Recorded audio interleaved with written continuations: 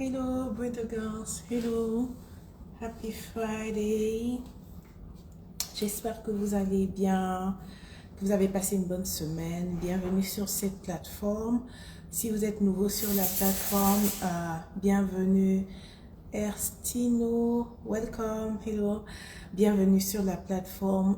Vous êtes sur une communauté de femmes fortes qui s'entraident par le partage de leur expérience, par le partage de leurs conseils pour pouvoir améliorer leur présent et laisser une legacy à leurs enfants, bien sûr. Donc, si vous êtes nouveau, merci d'être là. Merci de souscrire à la plateforme, de l'avoir soutenu. Si vous êtes des vétérans, disons des vétérans avant, merci encore de votre soutien et de tout l'amour que vous apportez et de vos feedbacks que vous apportez à cette plateforme. On a des lives chaque vendredi du mois en français et en anglais de manière inversée. Alors aujourd'hui, nous allons parler du sujet, nous allons continuer sur le sujet des émotions. La semaine passée, nous parlons, les semaines passées, nous parlons de comment contrôler nos émotions. Aujourd'hui, l'une des BTG Queens a effectivement mentionné que pour certaines personnes, il est difficile d'exprimer leurs émotions. Donc, nous allons apprendre à exprimer nos émotions. Nous allons apprendre à savoir pourquoi nous devons exprimer nos émotions et partager pour la petite expérience que chacune d'entre nous a eue, comment cela peut se faire de manière saine. Hello, Rebecca, welcome. Donc, je vais mettre le live, je vais mettre le sujet du live. Ce sera sur exprimer ses émotions. Je m'excuse avant si vous entendez certains bruits dans le background. Dites-moi si vous m'entendez normalement parce que j'ai un chien, donc il a tendance à bouger de manière, vous savez, juste bouger. Donc, si vous ne m'entendez pas, n'hésitez pas à me faire savoir. On va faire ce live sur 30-40 minutes maximum, pour que chacun puisse prendre le temps de pouvoir le revisiter après ou le partager ensuite. Donc, le thème d'aujourd'hui sera sur exprimer ses émotions.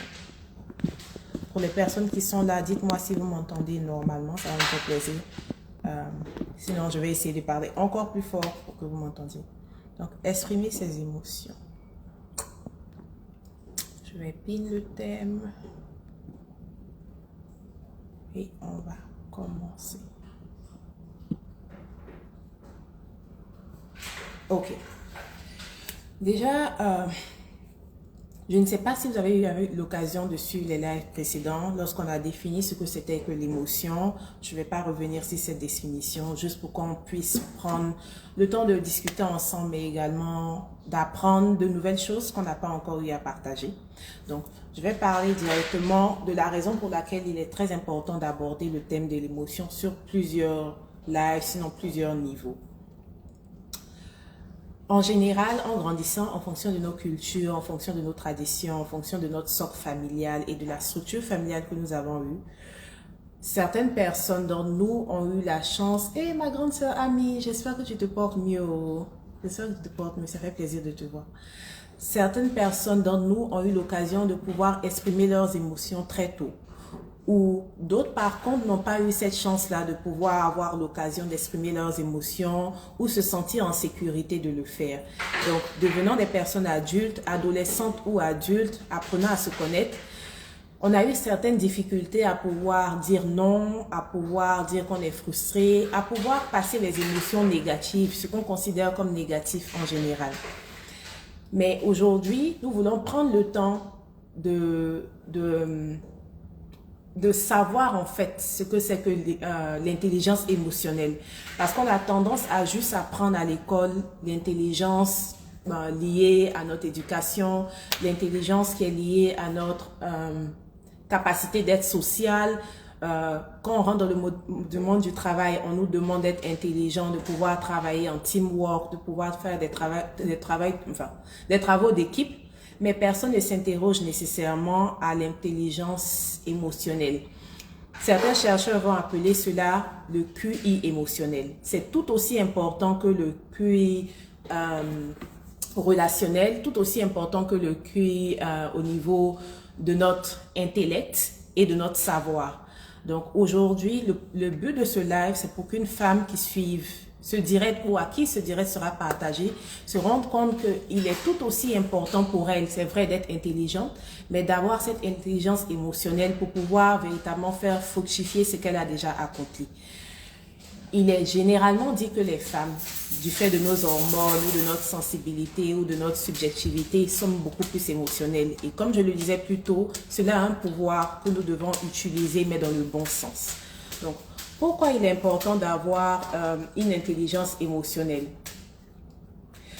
L'intelligence émotionnelle nous permet en fait de comprendre non seulement notre environnement, mais également de comprendre notre personne. Pourquoi il est important de savoir cette différence? Parce que dans le parcours, dans le cheminement que nous allons à faire dans notre vie de tous les jours, nous aurons plusieurs émotions en fonction de l'environnement dans lequel nous serons, en fonction des situations dans lesquelles nous serons. Nous allons devoir naviguer des émotions positives et négatives de manière rotationnelle. C'est-à-dire qu'on va se lever le matin, on va pouvoir être tout à fait heureuse, la minute d'après recevoir une mauvaise nouvelle ou une nouvelle qui nous frustre et être dans une émotion complètement différente. Donc, grande sœur, amie, félicitations pour le travail, ma chérie. Ma contribution, c'est d'apprendre à trouver ces infos dans les livres développement personnel. Oui, c'est vrai. Merci, grande sœur. Ça, c'est un très bon point. Grande sœur Amie Kwame, vraiment, merci pour ta contribution parce qu'effectivement, pour tout dire, les informations que j'ai apportées moi-même, j'ai dû les apprendre dans un livre. Je vais d'ailleurs taguer le livre après parce que ce n'est pas quelque chose qui est nécessairement donné à l'école, mais c'est une recherche de développement personnel que j'incite d'ailleurs, maintenant que tu le dis, j'incite toute femme qui a pour souci d'évoluer de manière qualitative dans sa vie à prendre le temps de lire, à prendre le temps de faire des recherches. Avec Internet maintenant, avec les plateformes comme nous avons, grande sœur Amie a une plateforme, Ayana Webzine, que je vous conseille de partir suivre. Il y a tellement de documentation, il y a tellement de moyens en fait de se nourrir intellectuellement. C'est le moment en fait de prendre l'occasion de suivre nos prédécesseurs et surtout de ne pas faire les mêmes erreurs. Donc grande sœur, merci infiniment pour ce feedback. Porte-toi bien, je te ferai signe et gros bisous encore. Donc comme je le disais un peu plus tôt et que notre grande sœur a confirmé, des livres existent. Tout ce dont je vais parler aujourd'hui vient de la psychologie en fait. Ce n'est rien qu'on a créé, ce sont plutôt des informations il faut aller chercher. Il faut véritablement avoir cette soif-là d'apprendre à se connaître. Pour toute personne qui a une soif d'apprendre à se connaître, elle prendra le temps, autant de temps qu'elle passe à connaître les autres, à apprendre à se connaître soi-même. Donc les moyens que je vais vous partager aujourd'hui sont des moyens que j'ai appris, que j'ai utilisés moi-même, qui ont marché pour moi, ou que des personnes qui n'ont pas la même personnalité que moi ou la même vision de la vie que moi ont eu à pratiquer et ont eu des résultats potables. Donc, je ne vais pas parler de quelque chose que je n'aurais pas visualisé, dont je n'aurais pas connu le résultat parce que ce sera juste une perte de l'âme en fait.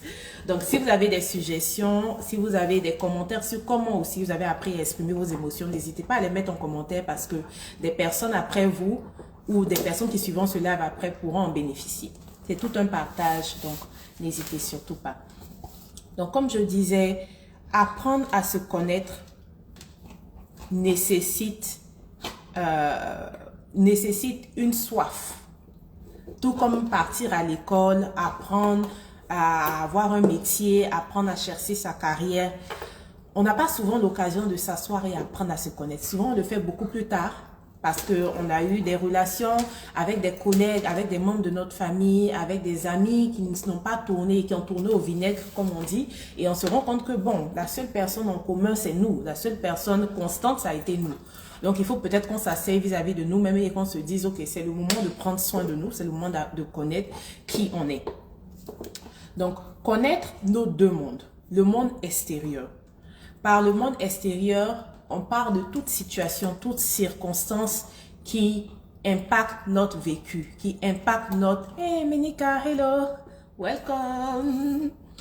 Si tu veux venir en live, il faut me dire, hein, je suis là. Qui impacte notre vécu, qui impacte notre perception de la vie, qui impacte notre cheminement de notre vie. Ça, c'est notre monde extérieur.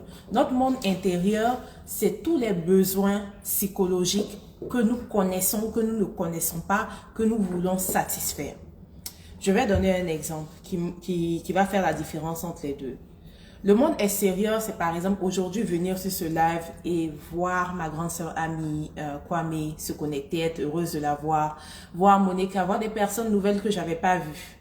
Vous impactez mon monde, que je le veuille ou pas, parce que votre présence nécessite une réaction de ma part ou une non-réaction de ma part. Le monde intérieur, c'est le besoin pour moi de satisfaire ma parole donnée, disons. On a créé Bring the Girl, c'est une communauté, on doit avoir un certain sens de partage. J'ai ce besoin psychologique là de me dire que je dois être présente, quelle que soit la situation, ou même si je dois vous donner des raisons de ne pas être là, je dois être présente pour pouvoir continuer ce cheminement là jusqu'à ce qu'on arrive à un certain niveau de floraison. Ouais.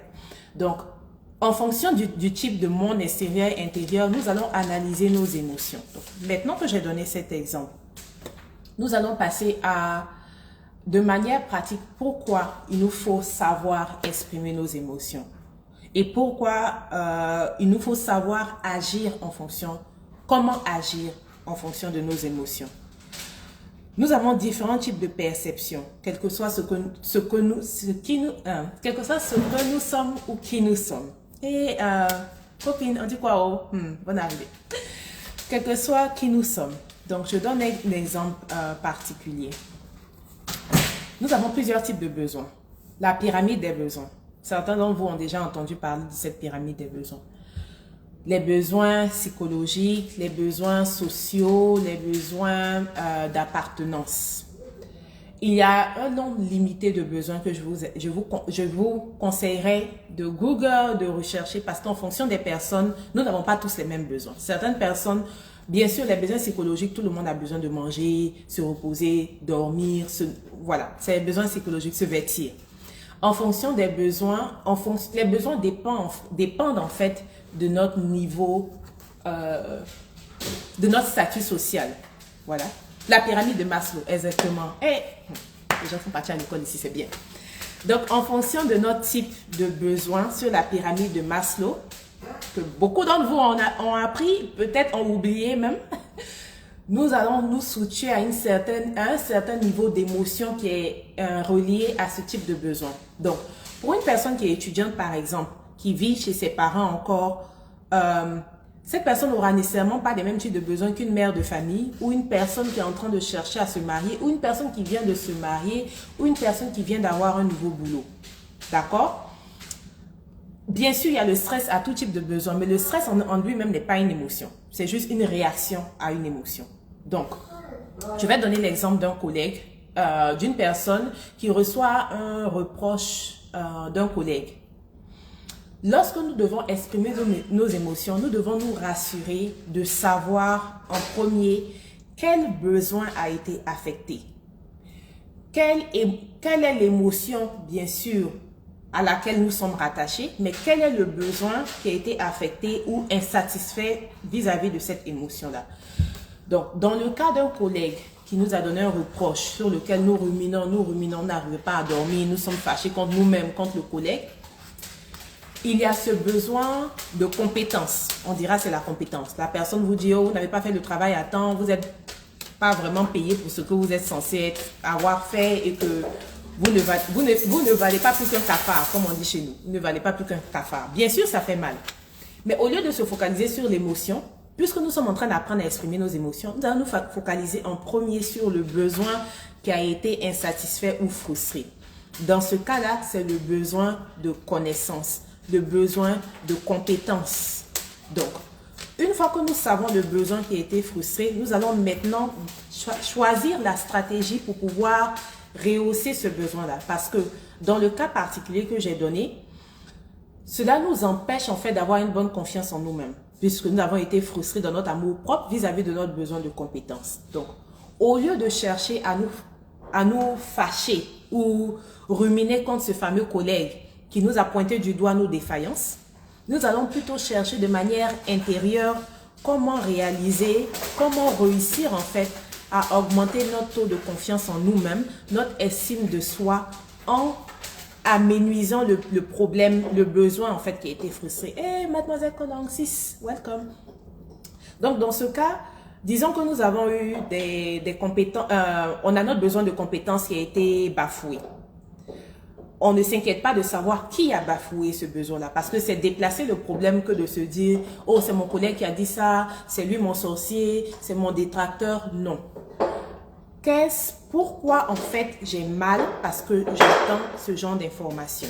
J'ai mal parce que cela fouette mon orgueil, cela fouette mon besoin de compétences. Comment pouvoir remédier à cette situation? Pour pouvoir remédier à cette situation, nous allons nous donner des outils. Et par ces outils, je parle d'outils personnels. Un peu comme Grand Sœur Ami avait dit, on peut trouver ces informations dans des livres. On peut demander aux personnes qui ont eu ce genre de situation avant, des collègues qui ont travaillé avec plusieurs années dans cette entreprise. On peut demander à un coach si on en a. On peut demander à notre mentor. Mais à la fin du compte, donnez-moi 2 secondes. Je vais arracher l'os de ce chien-là, sinon on ne va pas s'entendre.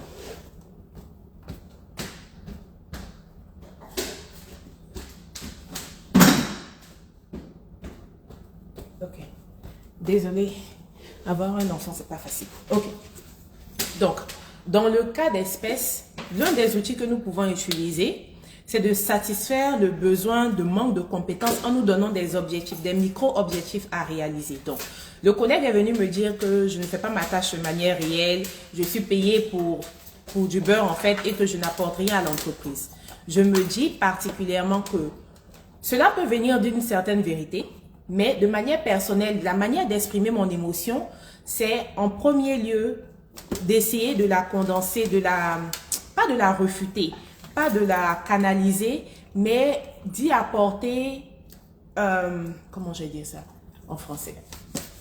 D'y apporter une solution pragmatique. Donc, je me dis, ok, s'il s'agit de mes compétences en Excel, disons, je vais me prouver à moi-même que j'ai toujours les compétences que je veux. Donc, on se donne des on se donne des micro-objectifs à réaliser. Dans ce cas particulier, le monsieur dit que, ok, je ne suis pas compétente. Cela peut être lié au temps que j'ai mis pour faire une tâche. Si cela est lié au temps que j'ai mis pour faire une tâche, je me dis, ok, je vais à partir d'aujourd'hui me documenter, repartir vers mes tâches Excel que je faisais plus tôt, prendre un chronomètre et commencer à me timer, comment je vais dire ça, commencer à enregistrer le temps que je prends pour effectuer une tâche.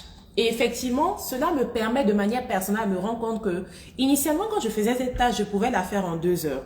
Avec plus de focalisation, de focus quand j'enlève mon portable, les distractions et tout, j'arrive à la faire en 1h30.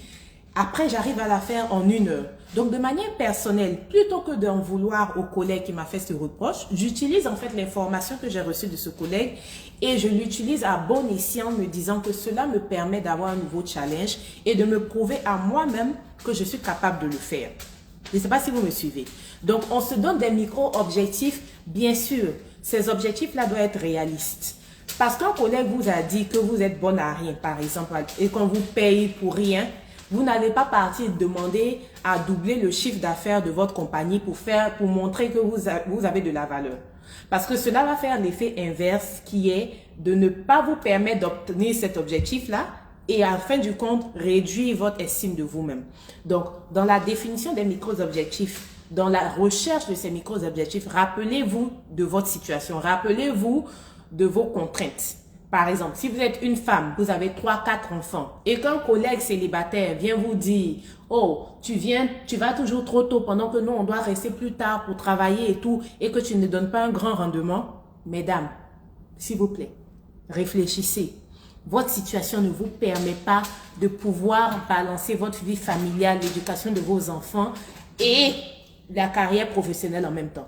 Je ne suis pas en train de dire que avoir des enfants, plusieurs enfants, et puis être mère de famille ou quoi que ce soit devrait réduire votre niveau d'excellence. Ce que je suis en train de dire, c'est que vous ne devez pas prendre tous les commentaires que vous recevez de manière personnelle.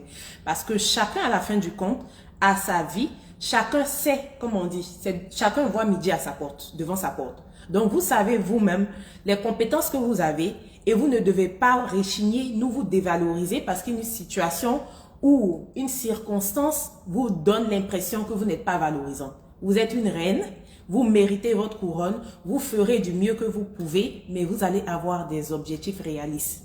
Ok? Ça, c'est numéro 1. J'espère que jusque-là, on s'est fait comprendre et que je ne suis pas en train de parler dans le vide. Ah, Monica, c'est ça. À la fin de la journée, on est seul. On est venu seul, on repartira seul. On peut se conseiller, on peut donner tout, mais on va venir seul ici, là. Quand on est né, on ne nous a pas demandé. Quand on va partir aussi, même si je pleure, vous pleurez pour moi, j'irai toute seule. Je vais partir vous dire ce qui se passe là-bas peut-être. Mais rappelez-vous de vos circonstances et ne prenez pas tout au premier degré. Changez votre émotion négative en objectif personnel réalisable. Réalisez-le et passez à l'autre objectif. Ça, c'est l'une des manières de pouvoir exprimer son émotion sans avoir à passer à l'action vis-à-vis d'une personne. Parce que, encore une fois, il y a 2 manières d'exprimer son émotion. On peut exprimer son émotion vis-à-vis de soi-même. On le fait, comme je le disais dans le live précédent, en s'écrivant. On s'écrit. D'ailleurs, il y a un auteur très connu, je vais essayer de le taguer après, qui le disait. Il est conseillé d'écrire au moins 15 minutes par jour, surtout sur nos émotions négatives. Comment nous nous sommes sentis, qu'est-ce que cela a généré en nous, quel besoin a été bafoué. Il faut prendre au moins 15 minutes par jour pour faire le bilan de sa journée. Je me rappelle qu'il y a un an qui me disait ça toujours dans le temps et je ne prenais pas attention. Maintenant, je vois la valeur en fait de faire des bilans de journée. Pour des personnes qui n'aiment pas écrire, vous pouvez parler, faire des notes vocales en fait. Enregistrer votre journée, dire ce qui s'est passé, qu'est-ce qui vous a rendu un peu frustré, quels sont vos accomplishments, comme on dit en français, quels sont ce que vous avez fait dont vous êtes fiers aussi. Mais surtout les émotions négatives, il est important de le marquer parce que vous allez pouvoir, comme j'ai dit, au lieu de vous focaliser sur l'émotion négative, regardez pourquoi je me suis senti si mal dans cette situation. Cela va vous permettre d'apprendre à vous connaître vous-même, connaître votre environnement. D'accord? Écrire les émotions négatives, oui. C'est une bonne astuce. Ça, franchement, depuis que j'ai vu ça, c'est pas que je le fais de manière constante, je vais pas mentir, mais chaque fois que j'y pense, plutôt que de pouvoir réagir immédiatement à l'émotion, je me dis, ok, je vais écrire, je vais documenter et je vais surtout rechercher pourquoi cela m'a fait mal. Disons, vous êtes dans une famille et j'ai pris le cas du travail. Donc, vous êtes avec vos amis et vous avez eu un clash avec l'un de vos amis avec qui vous entendez très bien. Plutôt que de réagir du tac au tac, je vous disais la fois passée, vous pouvez faire une note vocale. Comme si vous allez apporter à la personne et vous supprimez. Vous vous exprimez en fait. L'idée est de ne pas supprimer ses émotions, de ne pas refouler ses émotions. Je pense en français c'est ça. L'idée c'est de ne surtout pas refouler ses émotions. Parce que ce qui arrive quand on refoule ses émotions, il y a 2 cas. On se dit, oh, l'émotion est trop négative, je ne vais pas la partager maintenant parce que je risque de blesser quelqu'un. Donc, on attend, on se dit, on va attendre le bon moment pour l'exprimer.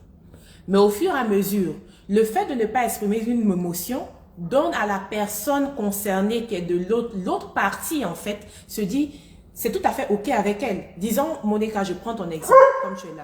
Venez, s'il te plaît, non. Je prends ton exemple. Monica, par exemple, elle m'a envoyé d'ailleurs un message de bon anniversaire. J'ai pas répondu, peut-être 2 jours après, je me rends compte, j'ai pas répondu, ça fait 1 semaine. Elle garde dans son cœur le fait que, ok, j'ai pris mon temps pour lui souhaiter bon anniversaire, elle n'a pas répondu. Elle ne me dit rien. L'année prochaine, elle prend la directive que, bon, je vais plus lui écrire parce que moi, je prends le temps pour lui écrire, elle ne me répond pas.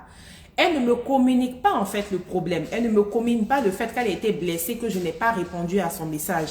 C'est quelque chose de très banal qui arrive tous les jours, dans la vie de tous les jours. On est sur WhatsApp, on se dit on va répondre à une personne, on commence à écrire, on va faire quelque chose d'autre, on oublie. Mais Monica ne me dit pas, ah Hélène, tu m'as blessée, tu n'as pas répondu à mon message. Parce qu'elle se dit, ça va, elle est énervée, elle préfère ne pas en parler. Donc elle garde l'émotion au chaud, comme on dit, au froid ou au chaud. Moi, dans mon cas, je continue ma vie. Voilà, je ne dis rien. Donc, elle reste dans son temps de latence là-bas. Elle ne me communique pas l'émotion. Moi, je viens peut-être 5 jours après lui répondre et lui dire « Ah, pardon, j'ai oublié, je t'ai pas répondu. » Et je passe à autre chose. On continue de parler d'autres bérets, on s'affaire sur d'autres choses. Elle ne me dit pas que sur le moment, j'ai été un peu frustrée que tu ne m'aies pas répondu. Donc, moi, le message que je perçois, c'est qu'elle est OK. J'ai répondu 3-5 jours après, elle n'a pas de problème. L'année prochaine, elle écrit pour mon anniversaire. J'oublie encore. Cette fois-ci, je fais 2 semaines, je lui réponds. Qu'est-ce qui est arrivé? Elle ne m'aura pas dit qu'elle a été frustrée. Donc, je ne sais pas qu'elle est frustrée. Quand je suis revenue vers elle, elle n'a pas communiqué son expression. Je ne sais toujours pas qu'elle est frustrée. Et ce qui est plus grave, parce qu'elle ne m'a pas prévenu qu'elle était frustrée, je considère le comportement que j'ai eu comme étant OK avec elle. Ça veut dire que si c'était avec une personne lambda, peut-être une autre fille, Ghislaine, je sais que Ghislaine, parce qu'elle m'a communiqué le fait qu'elle est très frustrée quand je ne réponds pas rapidement à ses messages, je vais faire plus attention. Mais je me dis, voilà, Monica, si je fais 5 ou 7 jours, elle n'a pas de problème avec ça. Donc, je peux faire 2 semaines. Mais avec celle-là, je vais faire 3 jours, je vais répondre. Donc, du coup, on n'améliore pas nos rapports avec les autres parce qu'on ne communique pas nos émotions ni dans le temps, ni dans l'action. On reste cantonné dans le fait que oh, je ne veux pas déranger, c'est une émotion négative, je ne vais pas en parler, je vais garder ça pour moi. Et au fur et à mesure, la goutte d'eau qui fait déborder le vase, effectivement, va faire déborder le vase. Un jour, à un moment, comment je vais dire même, je ne sais même pas comment dire en français, à un moment les plus anodins, une conversation va se passer et elle va se fâcher. Elle va péter un câble et je serai là à me demander, mais qu'est-ce qui s'est passé? On allait bien hier, aujourd'hui tu es énervé contre moi. Ce sont toutes les émotions qui ont été refoulées, toutes les émotions qu'on a voulu garder au chaud en se disant que je vais me donner le temps de procéder, qu'on n'a pas exprimé qui explose. Donc vous avez 2 cas. Lorsque vous décidez de garder des émotions négatives, a priori, exprimez-les vous. C'est-à-dire, parlez-vous à vous-même. Écrivez, envoyez-vous un email, faites une note vocale, mais exprimez les émotions qui vous ont blessé. Pourquoi elles vous ont blessé? Quels besoins elles ont blessé? Au moins, cela vous permet d'être cohérent lorsque vous racontez votre histoire. Parce qu'il y a de la cohérence aussi. Si quelqu'un veut venir vous aider, par exemple, dans le cas que j'ai expliqué, et régler une situation entre vous, votre partenaire, votre cousin, votre soeur, votre père, il faut que vous ayez une opportunité de lui expliquer la situation de manière cohérente. Vous ne pouvez pas balbutier en disant « Oh non, elle m'a énervé et tout ». Vous n'arrivez pas à balbutier. Vous êtes des femmes fortes.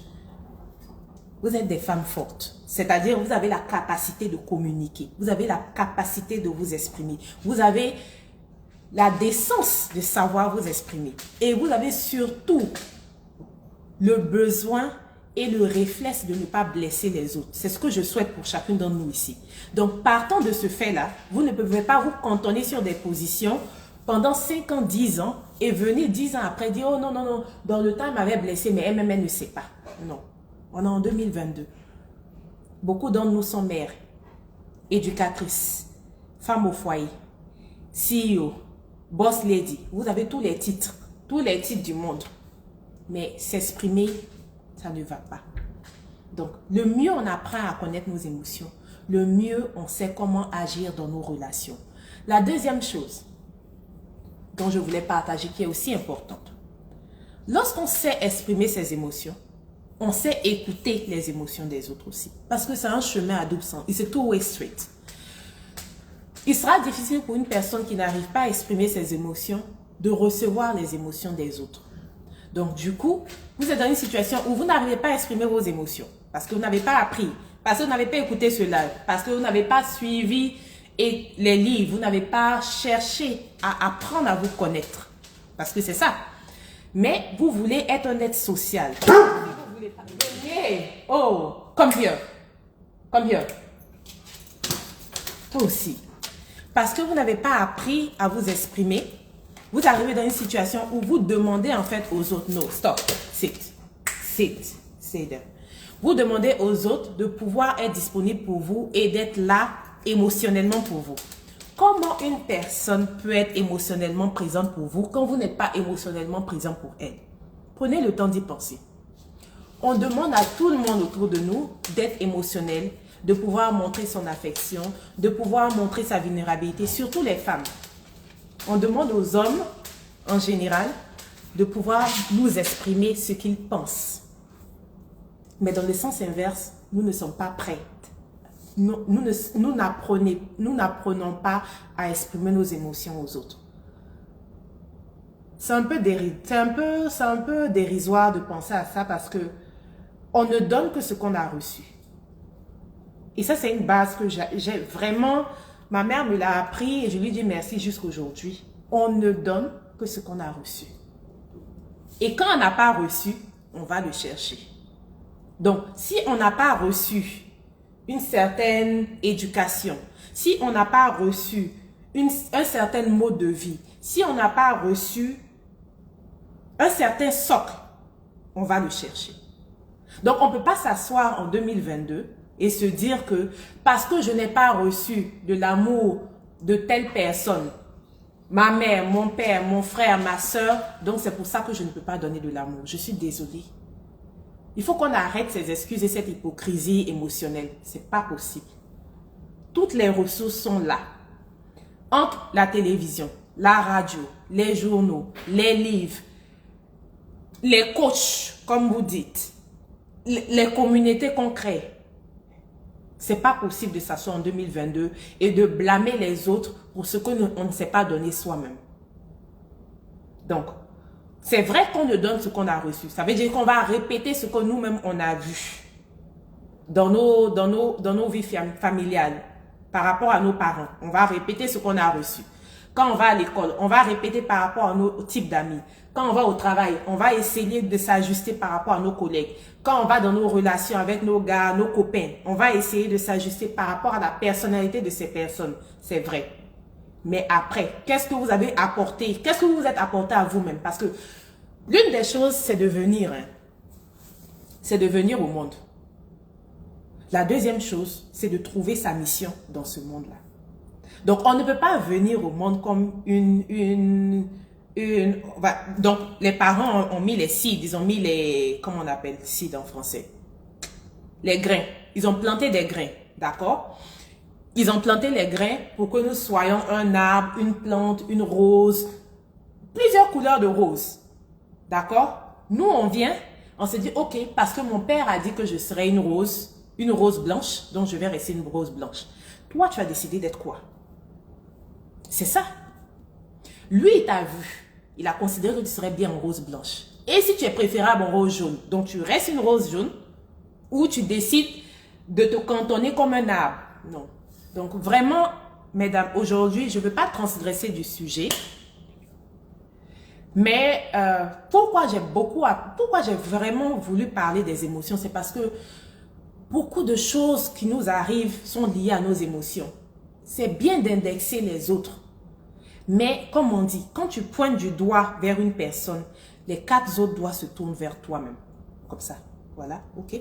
Je tourne vers moi-même d'abord.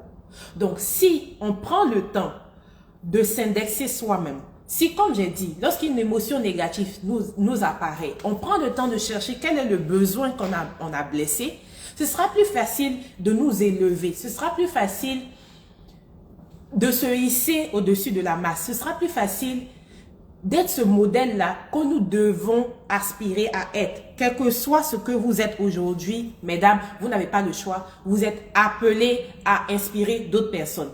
Que vous ayez des enfants ou pas, que vous soyez stérile ou pas, que vous soyez en train de travailler ou pas, que vous avez déjà un boulot, vous êtes étudiante ou pas, vous êtes appelés à inspirer. Et le fait de ne pas inspirer aussi, inspire. Il faut que je vous dise ça aussi. Le fait de ne pas inspirer les autres, inspire. Ça veut dire qu'il y a d'autres jeunes filles autour de vous qui vont vous regarder et qui vont se dire, oh, j'ai vu telle grande sœur dans le quartier, elle ne fait rien de sa vie. Ah, je veux être comme elle. Parce qu'il y a plusieurs modèles. Il y a plusieurs modèles dans cette société. Chacun va trouver un modèle. Si vous n'êtes pas le modèle qu'il faut, vous serez le modèle qu'il ne faut pas. Vous pouvez être aussi le modèle qu'il ne faut pas. Que certains parents vont regarder et puis dire, eh, vraiment, je prie que ma fille ne ressemble pas à tel ou tel. Donc, vous avez un choix. Ne pas faire un choix, c'est un choix. Apprenez à exprimer vos émotions. Je ne sais pas combien de fois je vais le dire, parce que on a fait beaucoup d'auto-sabotage. Personne ne nous a dit dans le passé qu'on était en train de s'auto-saboter.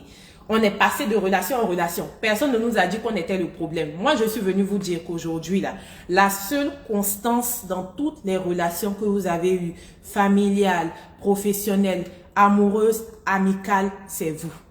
Donc, si chaque fois que vous rentrez dans une relation, quelle que soit la relation que j'ai citée, fraternelle ou pas, vous avez toujours tendance à être la victime, commencez à écrire et à chercher ce que vous êtes.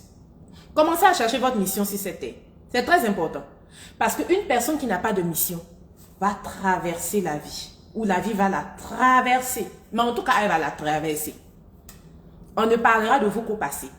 Une personne qui a trouvé sa mission, même quand quelque chose de mauvais se passe, elle pourra l'imbriquer facilement et pourra en faire ressortir en fait le côté positif, constructif pour elle-même.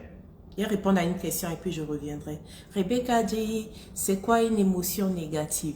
Une émotion, hello Queen, merci pour ta question déjà. Une émotion négative, c'est une émotion, je ne vais pas utiliser le même terme pour ne pas ça faire bizarre. Une émotion négative, c'est une réaction émotionnelle en fait qui suscite un malaise dans notre cœur, qui suscite un malaise émotionnel. Je ne vais pas, comment je vais dire ça? C'est un sentiment en fait qui suscite un malaise au sein de nous-mêmes. Donc je donne un exemple. L'émotion négative pour une personne peut être une émotion positive pour une autre. C'est pour ça que je n'aime pas donner les exemples d'émotions négatives, mais je vais te donner juste un exemple. Une personne par exemple, c'est très bizarre, j'ai vu ça dans un livre même. Une personne par exemple qui se fait renvoyer de son boulot peut considérer la douleur en fait du renvoi comme une émotion positive. Et je m'explique. Parce que initialement, ça peut faire mal, mais la personne peut considérer cette émotion-là comme ce qu'il lui fallait pour pouvoir partir à un niveau supérieur de sa carrière. Donc, ce que tu considères comme une émotion négative, en fait, doit être quelque chose qui te met mal à l'aise, quelque chose qui te repulse. Tu vois, quelque chose qui te gêne. Quand tu vas te coucher, ça te donne une douleur en fait dans ton âme, dans ton cœur, tu as mal. Donc en général, on se dit que le rejet est une émotion négative. On se dit que la colère, c'est une émotion négative. On se dit que comme on dit chez nous, gourmet, quand tu as une douleur du cœur et puis par exemple tu n'es plus avec ton petit ami et tout, on se considère ça comme une émotion négative. Si tu as perdu un enfant, on se dit que c'est une émotion négative. Je ne sais pas si j'ai essayé de répondre. Monica dit déjà les émotions sont des réactions de notre âme. C'est ça, exactement. C'est vraiment, quand on dit négatif, c'est quelque chose qui te met mal à l'aise. Ça ne passe pas en fait, ça ne t'apporte pas de la joie. Voilà. Quelque chose qui réduit la joie dans ton cœur. Je pense que si je peux résumer dans mes mots, ça sera ça. Je ne sais pas si je me fais mieux comprendre. Sinon, si tu as d'autres questions, n'hésite surtout pas à dire. Toutes les filles sont là, on va se concerter, on va trouver une bonne définition. Les sentiments sont le langage du cœur et les émotions sont le langage de l'âme. Ah, tu vois, ça, je ne savais pas. Ça, c'est très bien. Je répète encore. Monica dit, les sentiments sont le langage du cœur et les émotions sont le langage de l'âme. Il faut que j'écrive ça moi-même. Attends, il y a écrit. Il met Monica, tu as fait ça. C'est une très belle phrase. Ok. Sentiment, langage du cœur, émotion, langage de l'âme. Donc, c'est de ça qu'il s'agit. Donc, comme je disais, je ne sais même plus où je m'étais arrêtée avant la question. Donc, je disais en gros qu'il faut franchement qu'on prenne personnellement ce désir-là d'apprendre à nous connaître. Comprendre personnellement ce désir-là d'identifier nos besoins. Je pense que j'avais parlé de ça et j'ai zappé rapidement, mais il y a des besoins qui sont là. Comme on disait un peu plus tôt, les besoins de la pyramide de Maslow. Prenez le temps de partir Google. Quels sont les besoins psychologiques d'une personne? C'est très important. Vous pensez que ce sont des questions que je parle, bien des exercices que je donne à la volée. Vous allez être surpris de savoir qu'il y a beaucoup de besoins que vous ne saviez même pas que vous aviez qui existent. Vous avez passé toute votre vie à vous blâmer pour certaines choses qui en fait sont des besoins naturels, mais parce que vous dites, oh peut-être je suis trop exigeante avec moi-même. Non, tu n'es pas trop exigeante avec toi-même. Tu ne savais juste pas que c'était un besoin réel et donc tu ne savais pas l'exprimer.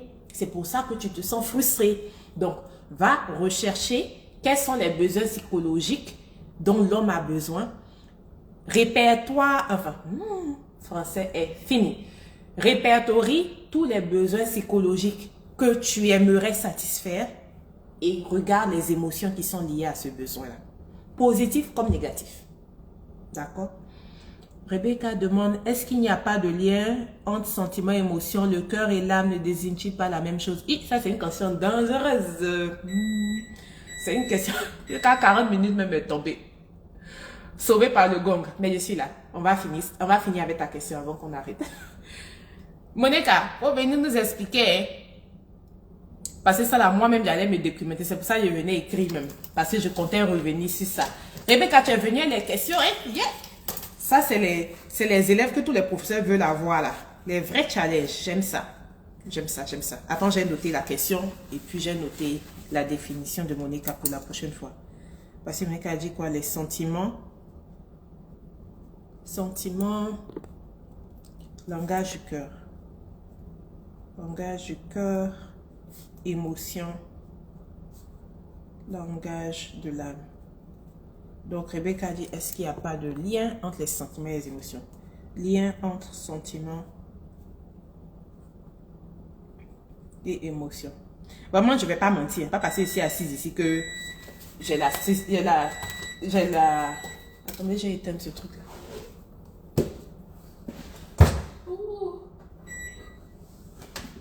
Faut pas avoir se mentir. C'est pas parce que je suis assise ici que j'ai la science infuse. Donc, je vous demande vous-même. Aidez-moi pour la réponse si je ne connais pas. D'accord. Faut pas y vous blaguer. Là, seulement, moi-même, j'allais rechercher. Lien entre sentiment et émotion. Je voulais demander c'était quoi la différence d'ailleurs. Mais comme je voulais me documenter, Dieu merci, la question est posée. Aidez-nous. Le lien entre les sentiments et les émotions sont le cœur, sont le corps. Et maman. Tu ne m'as pas aidé. Hein. Moi-même, je suis toujours mélangée. Bon, c'est le corps qui exprime les deux. C'est dans le corps, il y a l'âme et puis il y a le cœur. Donc, je veux dire, c'est la partie physique qui est le lien entre les deux. Waouh! Moi, mais je suis toujours confuse. Je dirais non, juste par expérience. Il y a des besoins du cœur dans ton âme. Chouchou Ako. Je pense que ta phrase n'est pas finie. Je dirais non. Oh, je dirais ta phrase. Ok, je dirais non, juste par expérience. Il y a des besoins du cœur dont ton âme c'est nuisible, mais le cœur ainsi ça satisfait. Je pense que je vois. Enfin, si je me rappelle d'une phrase quand on grandissait là, c'est pas ça qu'on expliquait en disant le cœur a ses raisons que la raison ne connaît pas, un truc comme ça, une manière de dire il y a des besoins que ton cœur veut, mais non, ça c'est différent. Ça c'était la raison. On parlait de la raison, donc de l'intellect. Là où on est en train de parler de l'âme. Donc, je sais pas si c'est... Je sais pas, je ne veux pas mélanger tes propos. Si tu peux bien expliquer encore. Je dirais non, juste par expérience. Il y a des besoins du cœur dont ton âme c'est nuisible, mais le cœur insiste à satisfaire. Comment on connaît les besoins de l'âme? C'est ça, je pense. Hein? Parce qu'on peut connaître les besoins du cœur. Moi, je sais faire la différence entre les besoins du cœur et puis les besoins de mon cerveau. Parce qu'il y a des besoins que mon cerveau sait, mais mon cœur va dire, va faire autre chose. Sachant très bien que j'ai parti taper poteau là-bas, je vais me faire mal. Mais par rapport aux besoins de l'âme, là, faut pas j'ai menti. Je suis limitée là-bas. Les sentiments agissent sur nous quand on se sent aimé dans notre corps.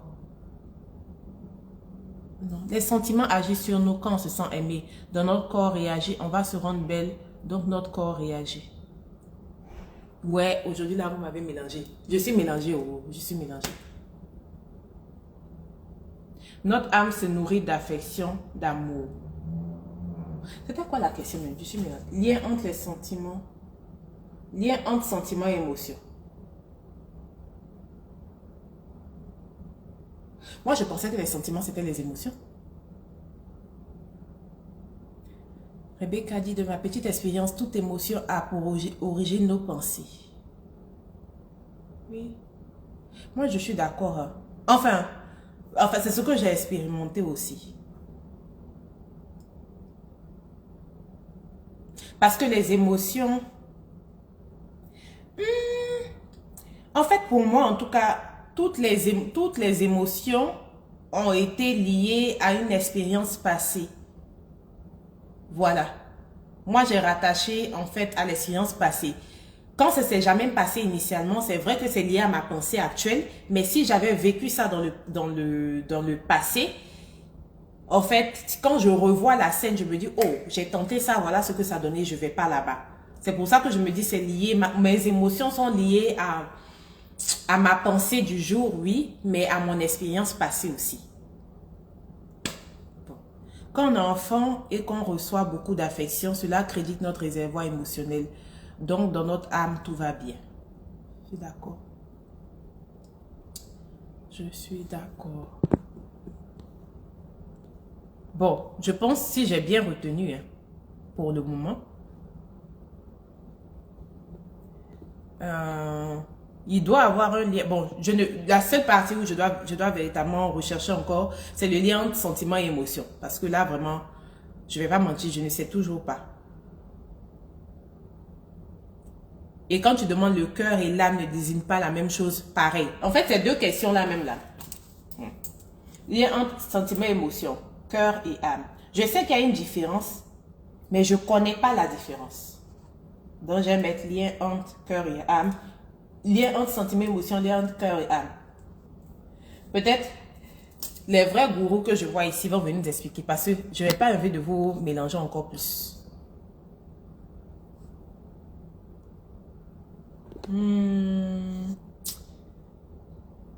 Mais un enfant privé d'amour se sent mal et blessé.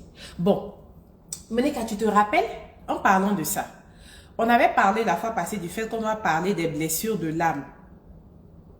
Je pense que si on fait cela, ici les blessures de l'âme, ça va répondre à la question de Rebecca et ma question d'ailleurs, qui est la différence entre l'âme, le cœur, les sentiments, les émotions. Donc, je ne suis pas en train de dire que il faut qu'on coupe le live maintenant, mais je pense que si le prochain live, vous êtes toutes d'accord, vous qui êtes là, parlons des blessures de l'âme, parce qu'on va définir ce que c'est que l'âme, on va définir ce que c'est que les blessures, on va apprendre à savoir les émotions qui sont liées à l'âme, on va apprendre à savoir les sentiments qui sont liés au cœur, et puis un peu comme Marquis Nako disait un peu plus tôt, il y a des besoins du cœur en fait qui sont nuisibles, mais que il y a des besoins qui sont nuisibles à l'âme, mais que le cœur demande en fait. On aura on pourra faire cette différence là, parce que je pense que là, ça va nous faire sortir du contexte du live. Mais en plus, on n'aura pas d'éléments de réponse parce qu'on va partir un peu partout. Donc, on va pas ajouter d'éléments nouveaux. Oh, participez à la vidéo. Je vais vous inviter au... Attends. Je vais ajouter.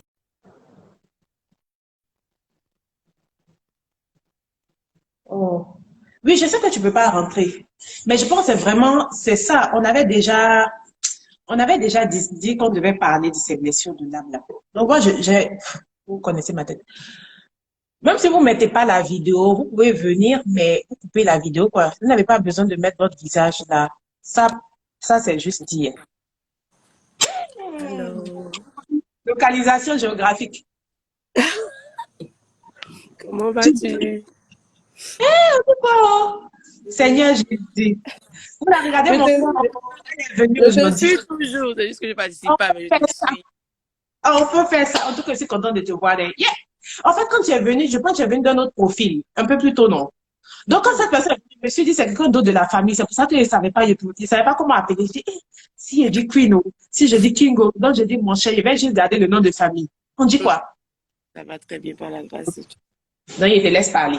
Parce que là, je suis calée, je ne comprends plus. Je connais la question, mais je ne connais pas la réponse. Voilà. Moi, je ne connais pas la réponse non plus. Peut-être qu'on va sortir du contexte. Mais je vais juste voir encore ce que j'avais dit là. J'avais dit un truc, le cœur. Je demandé si ça avait une différence. Est-ce qu'il y avait un lien entre les sentiments et les émotions? C'est ça, c'est ça. Et puis la différence entre le cœur et puis l'âme. Ok, c'est là que je répondais. Je pense que j'étais un peu sur la même voie. Je crois que moi, je dirais que selon moi, les désirs du cœur peuvent être passagers. C'est-à-dire que en fonction des saisons, c'est que par exemple, quand tu tombes amoureux, peut-être, tu as les désirs que tu as. Mais les désirs de l'âme, selon moi, ce que tu as inné en toi, c'est que ce sont des choses qui sont constantes, qui souvent même existent, tu vois, et on s'en rend même pas compte. Tu vois, donc, je pense qu'il y a un lien entre émotion et sentiment, puisque bon, un sentiment, c'est comment tu te sens. Et l'émotion, c'est comment est-ce que tu réagis face à ce sentiment. C'est-à-dire que, ok, bon, tu viens de gratuiter, tu es content. Maintenant, cette émotion, maintenant, comment tu exprimes cette happiness, comment tu exprimes cette joie, peut-être en chantant, en dansant, tu vois. Maintenant, elle avait de revenir à... Je regarde un peu encore les vidéos. Je regarde un peu les messages. L'amour est blessé, il faut qu'il n'arrive pas. Ok. En fait, Monica, bonsoir tout le monde. tu connais, Vous ok, m'entendez déjà? je t'entends. Monica, voilà ma soeur, voilà Monica, ma soeur. Enchantée. C'est mon bébé. Si tu la vois quelque part, il faut la protéger, Monica. Désolée. Oh, Ah, je ne même pas pas son dit. visage, c'est qu'elle te connaît ici. Elle Il n'y a m'a pas de protégé de souci. beaucoup de choses. Donc, c'est son visage qu'elle a pour faire screenshot. Sorry, je vais me réveiller. Ok. En fait, Mm. le truc, c'est qu'il faut pouvoir distinguer que l'homme est corps, âme et esprit. Alors, donc, on est... je peux dire déjà que la première différence, c'est que quand on parle du corps, en fait, les sentiments sont liés au cœur et les émotions sont liées à l'âme. Donc là, je suis amenée à vous poser une question du genre, quels sont les sentiments que vous recevez au fait dans votre cœur, mais qui se traduit dans votre âme? Par exemple, Seigneur, Donne-moi un exemple, s'il te plaît. je suis amoureuse. Je suis amoureuse, voilà, je suis amoureuse, je suis dans une relation avec je dirais mon petit ami et tout, ou mon grand ami, whatever. Et il me donne beaucoup d'amour. Okay. Mon âme se sent comment? Mon âme se sent en joie tout simplement parce que je suis dans la relation. Donc, je reçois de l'amour dans mon cœur. Donc, le sentiment amoureux, mais mon âme est dans la joie. Je ne sais pas si vous voyez un peu la différence. Comme je peux être dans la relation avec la relation en fait où je suis avec mon copain qui essaie de me rendre heureuse, qui fait tout, il fait des actes, ça rentre dans mon cœur, mais il peut faire quelque chose qui ne me plaît pas. Malgré que mon cœur est amoureux de lui, donc attaché en griffe, mais mon âme n'est pas contente du fait, par exemple, il ne met pas d'affaires à la cuisine.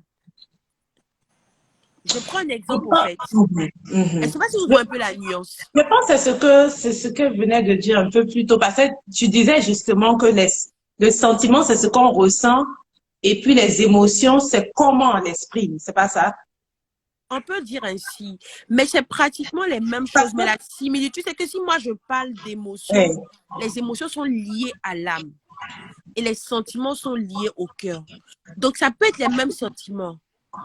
Mon cœur peut être en joie, tout comme mon âme peut être en joie. Mais est-ce que c'est pas comme ça que tu peux être dans une situation où ton âme est triste, mais...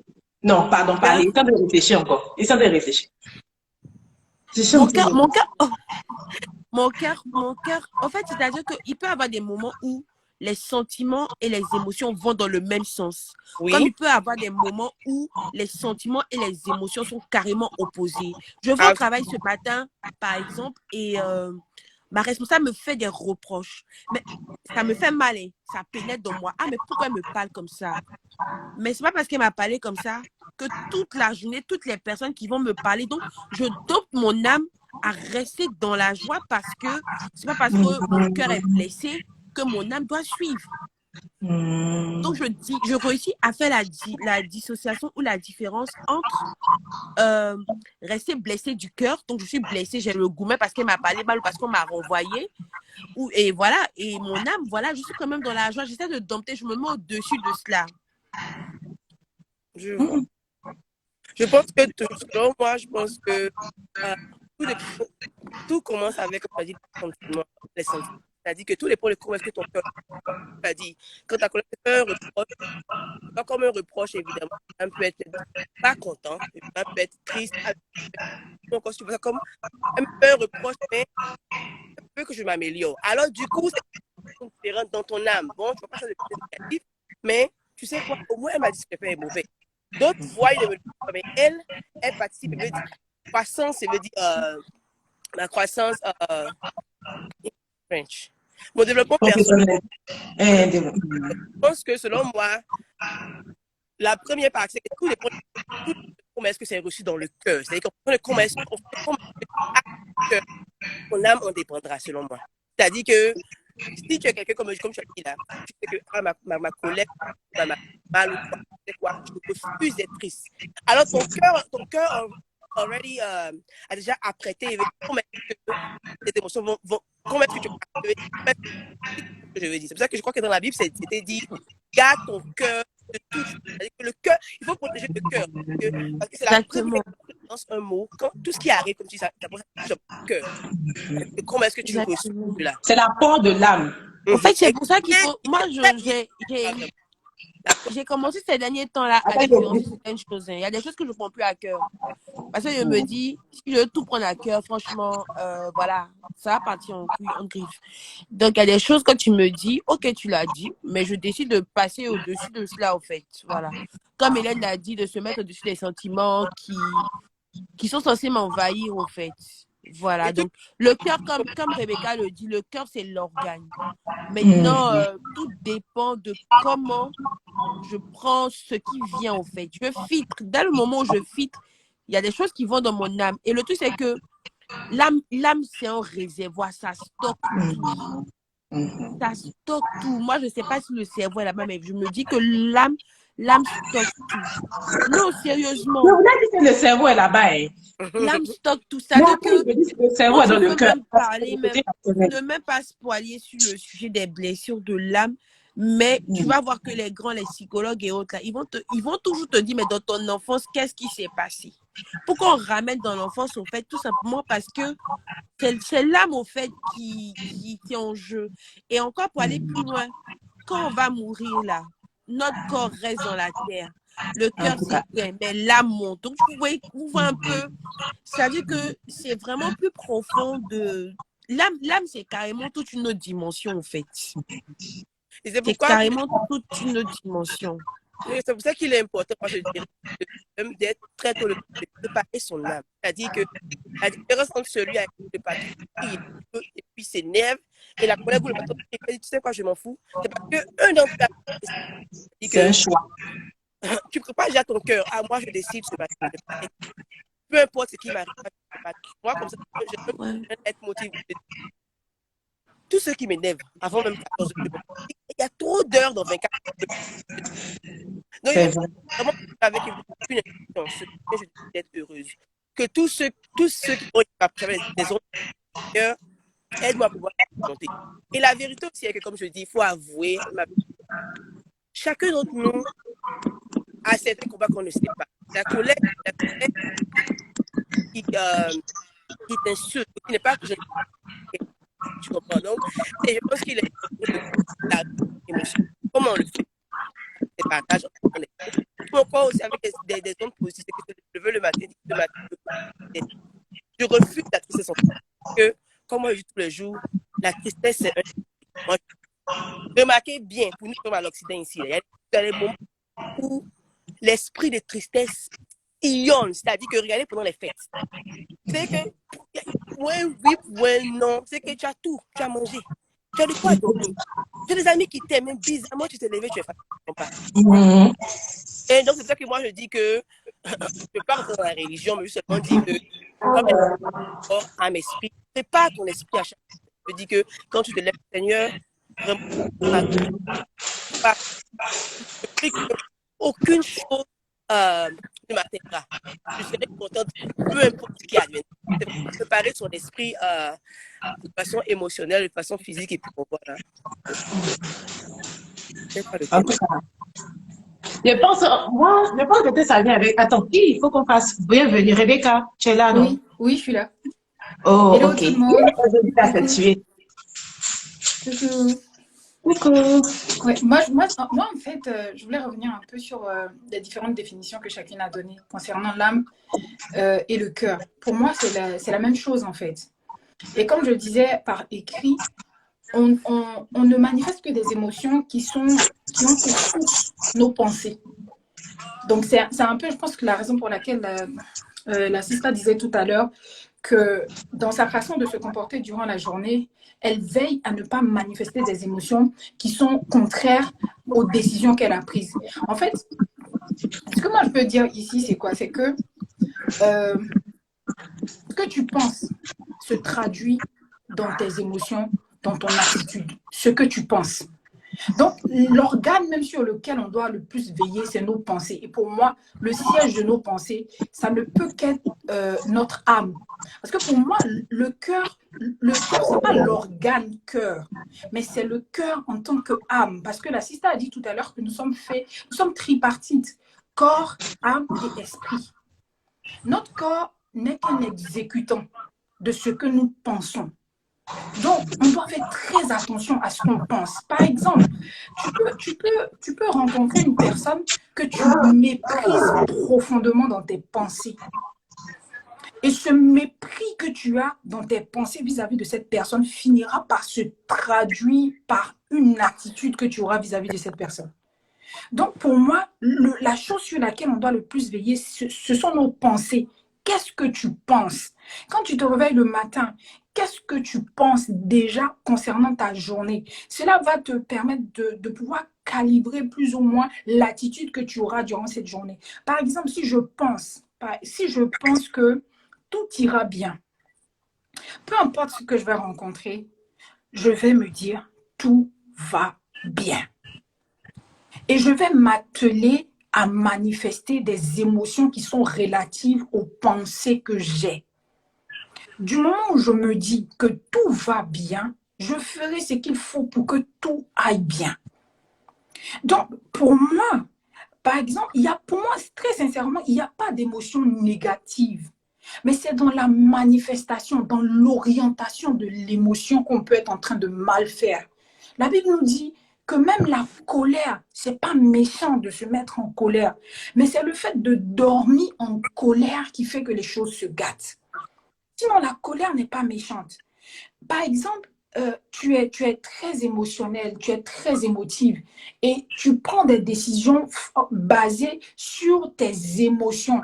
Et ces décisions-là peuvent porter préjudice parce que tu n'as pas analysé le pour et le contre. Exemple, quelqu'un est venu te demander de l'argent et la personne t'a fait croire qu'elle voulait cet argent-là pour manger. Toi, tu es vite touché par ce genre de situation.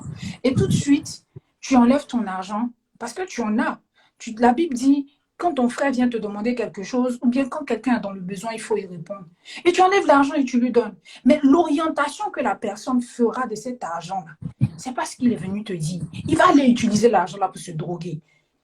Tu vois?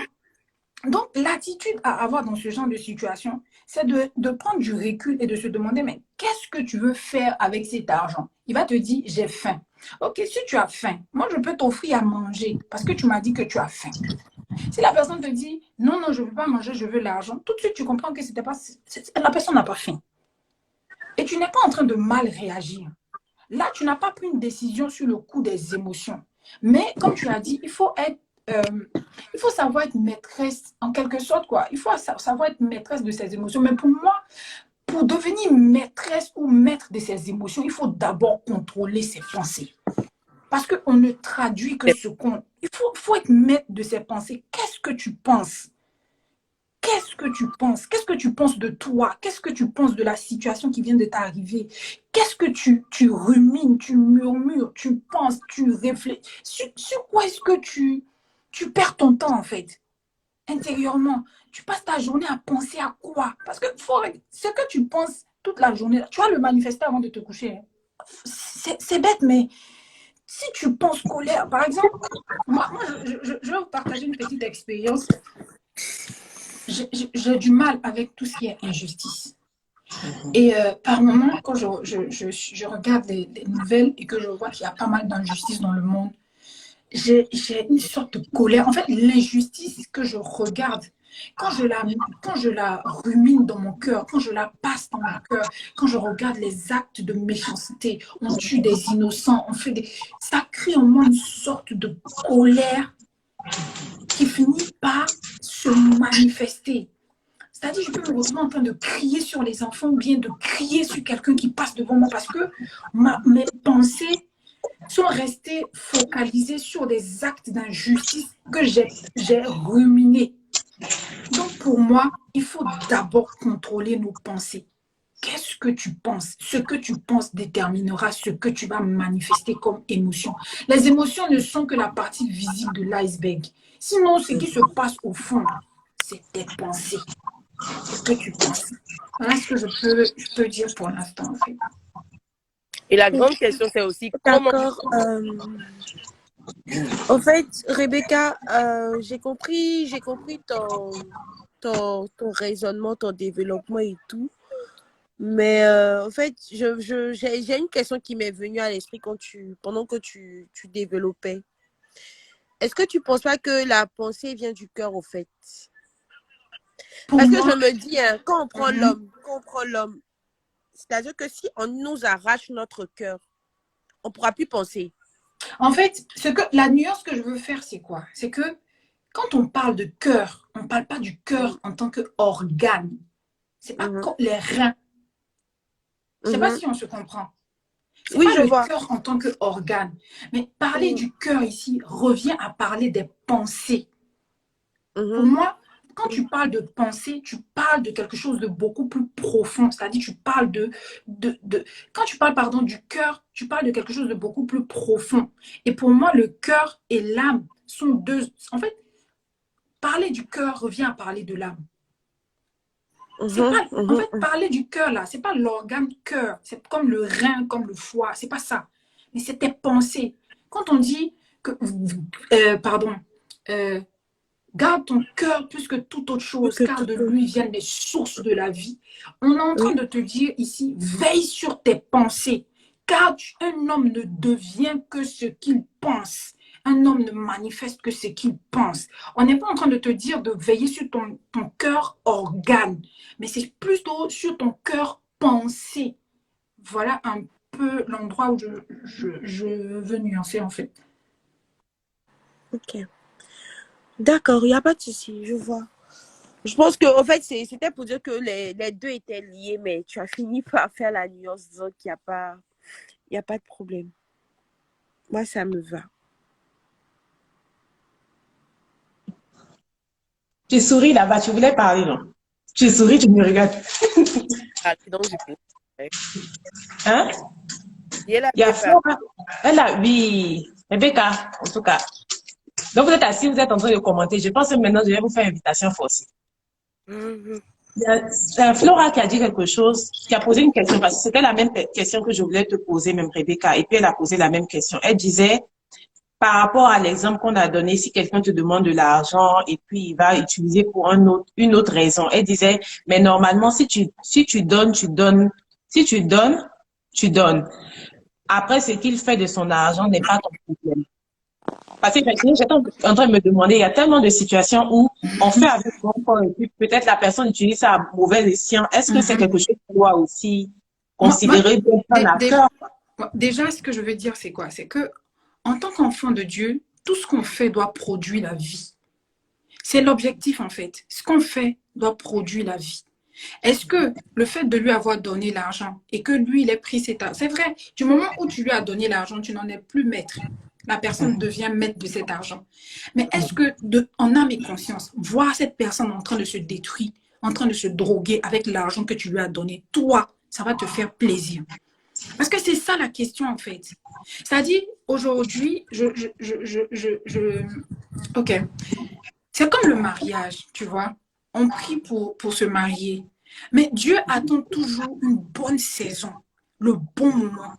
Quand, il n'attend pas qu'on soit totalement prête. Ça, c'est pas vrai. C'est un mythe.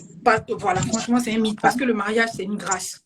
Mais Dieu attend qu'on ait quelques éléments quand même avant de nous donner le mariage. Parce qu'il sait ce qui peut se passer dans le mariage. De même que le mariage peut bâtir une vie, le mariage peut détruire. Donc, Dieu aurait pu dire, ma fille est prise depuis 100 ans, elle me demande de mariage, je lui donne. Mais il connaît l'avenir. Il sait que ce mariage-là peut te détruire demain. Parce qu'il y a des choses que tu n'as pas acquises. Et en rentrant dans ce mariage qui est censé être une grâce et une bénédiction, tu finiras par devenir autre chose que ce que lui veut que tu sois. Donc, il ne va pas te donner le mariage pour le moment, jusqu'à ce que tu atteignes une certaine maturité. C'est pareil. En tant qu'enfant de Dieu, comme je le disais au début, ce qu'on fait a pour but de produire la vie. Est-ce que quand une personne vient te demander de l'argent pour manger, lorsque toi, tu es en train de lui donner cet argent, tu es en train de lui donner cet argent en te disant, je m'en fous de ce qu'il va en faire. Non, tu es en train de lui donner cet argent avec comme quoi il ira manger aujourd'hui, au moins il aura quelque chose à manger. Mais quand tu vois cette même personne utiliser cet argent-là pour se droguer, pour fumer, ou bien il est assis dans un bistrot là en train de s'alcooliser, ça te fait mal. Le sentiment, faut pas se mentir, le sentiment qui naît dans ton cœur, c'est la colère. Tu te dis, tu m'as eu aujourd'hui, je t'attends demain. Je t'attends demain. Et moi, je me dis, c'est vrai, tu lui as donné, tu n'en es plus le maître. Mais il est clair que ce que la personne fera de cet argent va créer en toi des émotions. Et puis va te pousser à prendre des résolutions. Par exemple, la prochaine personne qui va venir vers toi, tu vas te dire, il dit qu'il a faim, je vais lui acheter à manger, il va manger.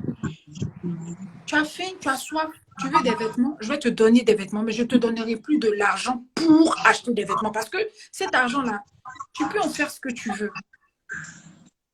Et c'est pour ça que je pense, comme je disais un peu plus tôt, à un moment donné, il faut qu'on parle des blessures de l'âme. Parce que moi, je ne connais pas particulièrement. Ça fait longtemps que je dis que je ne connais pas particulièrement. Mais ce que je disais un peu plus tôt, moi, je trouve que moi, mes émotions, là, sont liées à mes expériences passées. Peut-être 90% de mes émotions sont liées à mes expériences passées. C'est si je n'ai pas encore vu que tu vas m'avoir encore. Mais si j'ai déjà vu, je vais déjà commencer. En tout cas, si j'ai pris le temps d'apprendre, parce qu'il y a des émotions, on ne prend pas le temps d'apprendre. On a mal, on cherche pas à comprendre pourquoi on a mal, on va se taper pour tout encore, on revient, on a mal. Mais si j'ai pris le temps de faire l'exercice de savoir pourquoi j'ai eu mal, ou pourquoi j'étais en joie. En général, quand on est en joie, même, je me demande, personnellement, quand je suis en joie, je réfléchis pas. Mais je me dis, je vais apprendre peut-être de la même manière quand on est dans la douleur, on cherche à savoir ce qui s'est passé. Peut-être c'est bien de savoir aussi ce qui nous a rendu heureux. Mais en général, si tu m'as fait, comme on dit, je t'ai donné l'argent, tu es parti bouffer. La prochaine personne qui va venir, même si elle est venue avec de bonnes intentions, parce que j'ai eu l'expérience passée, je vais commencer à poser toutes ces questions. Quand c'est comme ça, tu es avare. Donc, la conséquence, c'est que tu as vécu avant.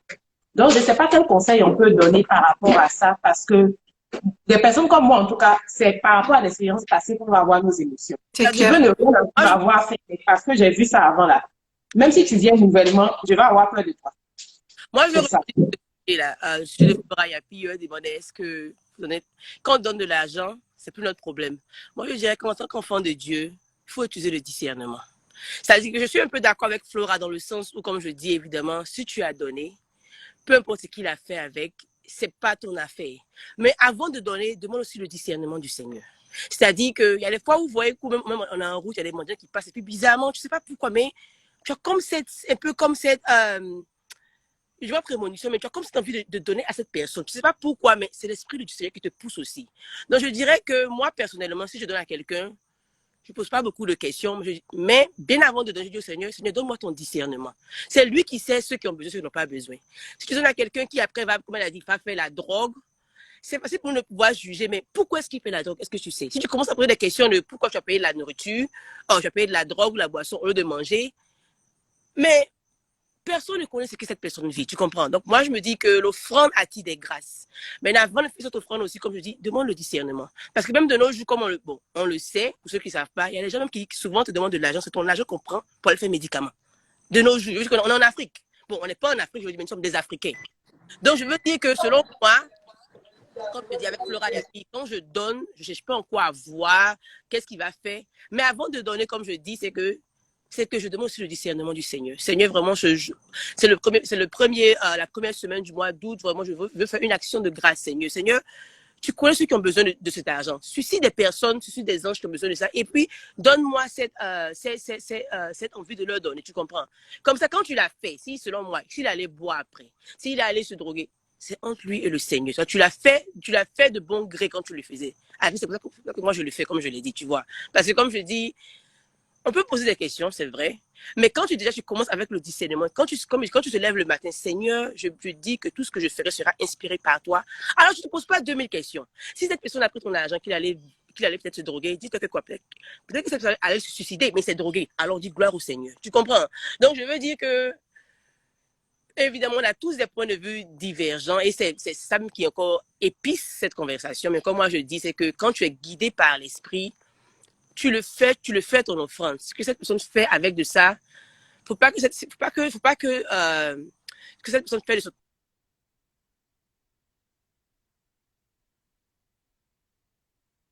C'est moins bien d'avoir... Comment? Je t'entendais pas à un moment donné, je voulais savoir si c'était chez moi, mais là, je t'entendais. Il m'appelait. Ah, Seigneur, vraiment, j'ai donné à cette personne-là. Et voilà que quand je lui ai donné, je crois qu'elle allait payer de la nourriture, mais elle allait se droguer. Mais toi, tu sais ce que cette personne vit, Seigneur. Alors, ne ferme pas mon cœur à l'offrande. Parce que, comme je dis, l'offrande attire des grâces, d'innombrables grâces. Donc, il ne faut pas que le mauvais comportement d'une personne t'apporte à certaines grâces. Tu vois. Donc, je veux dire que selon moi, je le fais sans toutefois juger. C'est facile de le dire, évidemment, mais je veux dire que Seigneur, aide-moi à ne pas être judgmental. And you just move on. Now, d'autres personnes, comme tu peux demander, puisqu'on ne sait jamais, ça ne tue pas de demander, mais selon moi, tout dépend de comment est-ce que tu commences ta journée. Si tu t'es levé selon moi, tu sors comme ça. Évidemment, quelqu'un te demande de l'argent, tu lui donnes, après je te pose la question, qu'est-ce qu'il y a avec cet argent? Mais quand selon moi, tu te levais avec une pensée, Seigneur, je déclare que tout ce que je vais faire sera guidé par toi. Alors tu ne te poses plus de questions. Peu importe, comme je dis, quelqu'un qui se drogue, au lieu peut-être de, je sais pas, se suicider, ah, la drogue, au moins, on peut le récupérer, tu vois. C'est pas une je veux me pas être dans les jugements. C'est pas nécessairement une bonne chose, mais comme je dis, chacun d'entre nous combat un démon que personne ne sait. Donc, c'est vraiment la prière, c'est vraiment aller avec l'esprit, aller avec son aura, aller avec comment est-ce que tu te sens. C'est comme je dis, il y a des fois où tu vois des gens avec 5 enfants dehors en train de commander. Bizarrement, tu n'as pas envie de donner. Pourtant, tu devais être plus compassionate quand tu les vois comme ça. Mais ça ne te dit pas de leur donner. Et tu verras une autre personne qui peut-être semble être OK, mais ce n'est pas le cas. Je veux dire qu'il y a plus de fois, souvent quand je conduis, peut-être très souvent quand on conduit, tu vas être au feu rouge, on regarde une voisine ou un voisin, tu vois quelqu'un qui suit le lame. Alors, Seigneur, je prie pour cette personne, peu importe ce qu'elle vit, que toi, tu la consoles. Donc, je veux dire que, pour revenir, pour ne pas trop diverger, comme je dis, avec ce que Flora avait dit, je suis un peu avec ce qu'elle a dit. J'ai compris aussi l'autre point, comme elle a dit, c'est important de demander, puisque peut-être qu'en demandant, si tu demandes à quelqu'un, qu'est-ce que j'ai fait avec cet argent? Tu peux peut-être essayer de le dérouter pour qu'il vienne sur la bonne voie, tu vois. Tout dépend de comment tu t'y prends. Mais moi, c'est juste mon point de vue pour dire que sois guidé par l'esprit. Si tu te dis que tu fais tout dans le discernement, hein, quand tu prépares ta journée, ça fait que tu marches dans le droit chemin. Peu importe ce qui adviendra, tu te dis que ça a été mis pour ta sanctification. Tu vois. Donc, comme tu dis dans les émotions, par exemple, le sujet, c'est un peu de comment exprimer ses émotions. Quand tu es comme cagoumé, au départ, tu pleures. Mais demain, tu vas dire, ah, c'est pour ça que Dieu a fait passer par là. Donc, quand tu marches dans l'esprit, tu commences à développer des pensées positives et ce qui devait te frustrer devient maintenant un point d'appui pour la suite. Donc, c'est ce que je voulais apporter. En tout cas, moi, je vais entendre chacune de vous sur comment elle a développé le meilleur moyen d'exprimer ses émotions. Je veux me rassurer que j'ai votre point de vue chacun. Chacune parle. Moi personnellement, mais avec l'expérience, comment vous êtes arrivé à mieux exprimer vos émotions? Moi, très sincèrement, hein, pour revenir à la question relative aux émotions, ce que j'ai compris, c'est que, comme je disais, toute émotion a une origine. Donc, si on se pose des questions plus profondément, on saura plus ou moins pourquoi est-ce qu'on se comporte comme ça. Par exemple, quand tu manifestes de la colère, par exemple, je prends un exemple. Une personne est en train de te parler et toi, tu t'emportes. Tu t'emportes pour rien. On a l'impression autour de toi que tu t'emportes pour rien. Mais quand on va bien creuser, quand tu vas te poser des questions à toi-même, tu verras que peut-être cette question-là t'a rappelé un événement, comme tu disais au début, qui allait s'enfuir, se cacher dans le fond de tes pensées. C'est comme, je prends un exemple qui est tout banal, la fête et le poulet.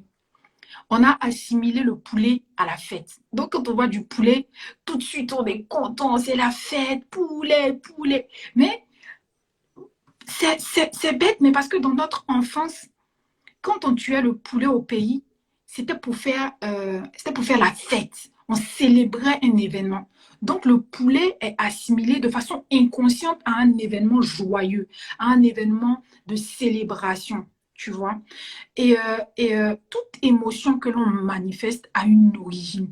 Et c'est là qu'il faut se poser des questions, mais de savoir pourquoi est-ce que je me comporte comme ça? Est-ce que la colère ou le sentiment de colère que je manifeste, ou bien cette façon disproportionnelle de réagir par rapport à telle situation est normale? Et si elle n'est pas normale, pourquoi elle n'est pas normale? D'où est-ce qu'elle vient?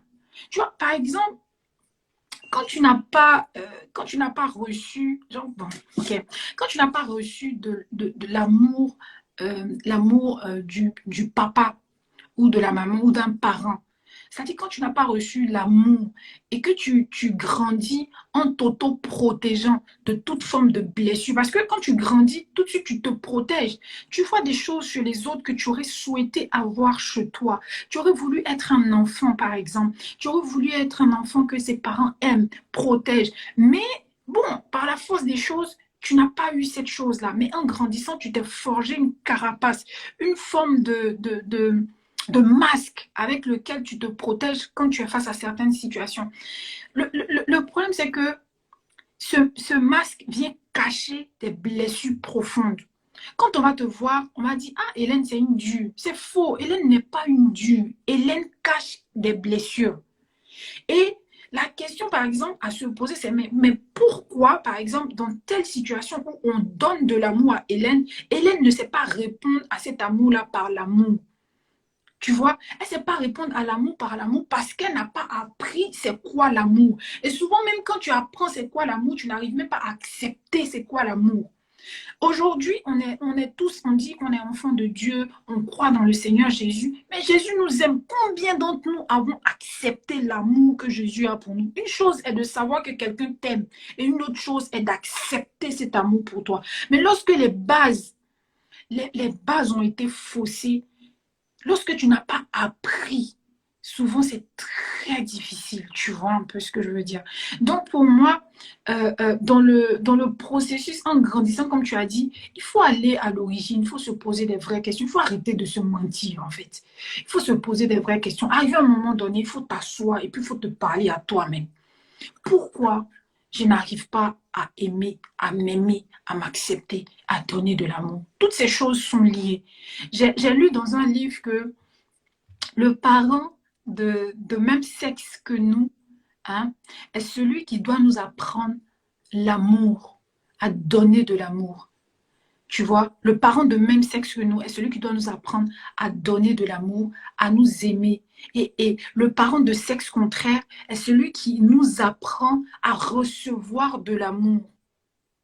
Tu vois? Donc, ce qui fait que quand tu as des problèmes déjà avec ton parent de même sexe ou de sexe contraire, ou bien que le parent même lui-même il a souffert de blessures de l'enfance, l'homme ne donne que ce qu'il a reçu.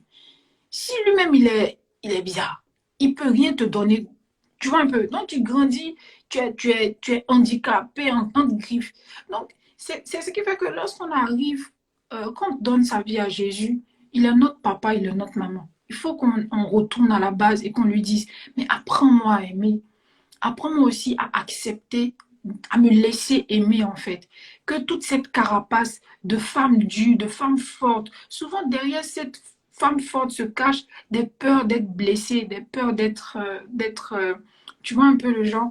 Donc moi pour répondre à la question que tu as posée, moi je suis en chantier. Je me cherche, ma soeur.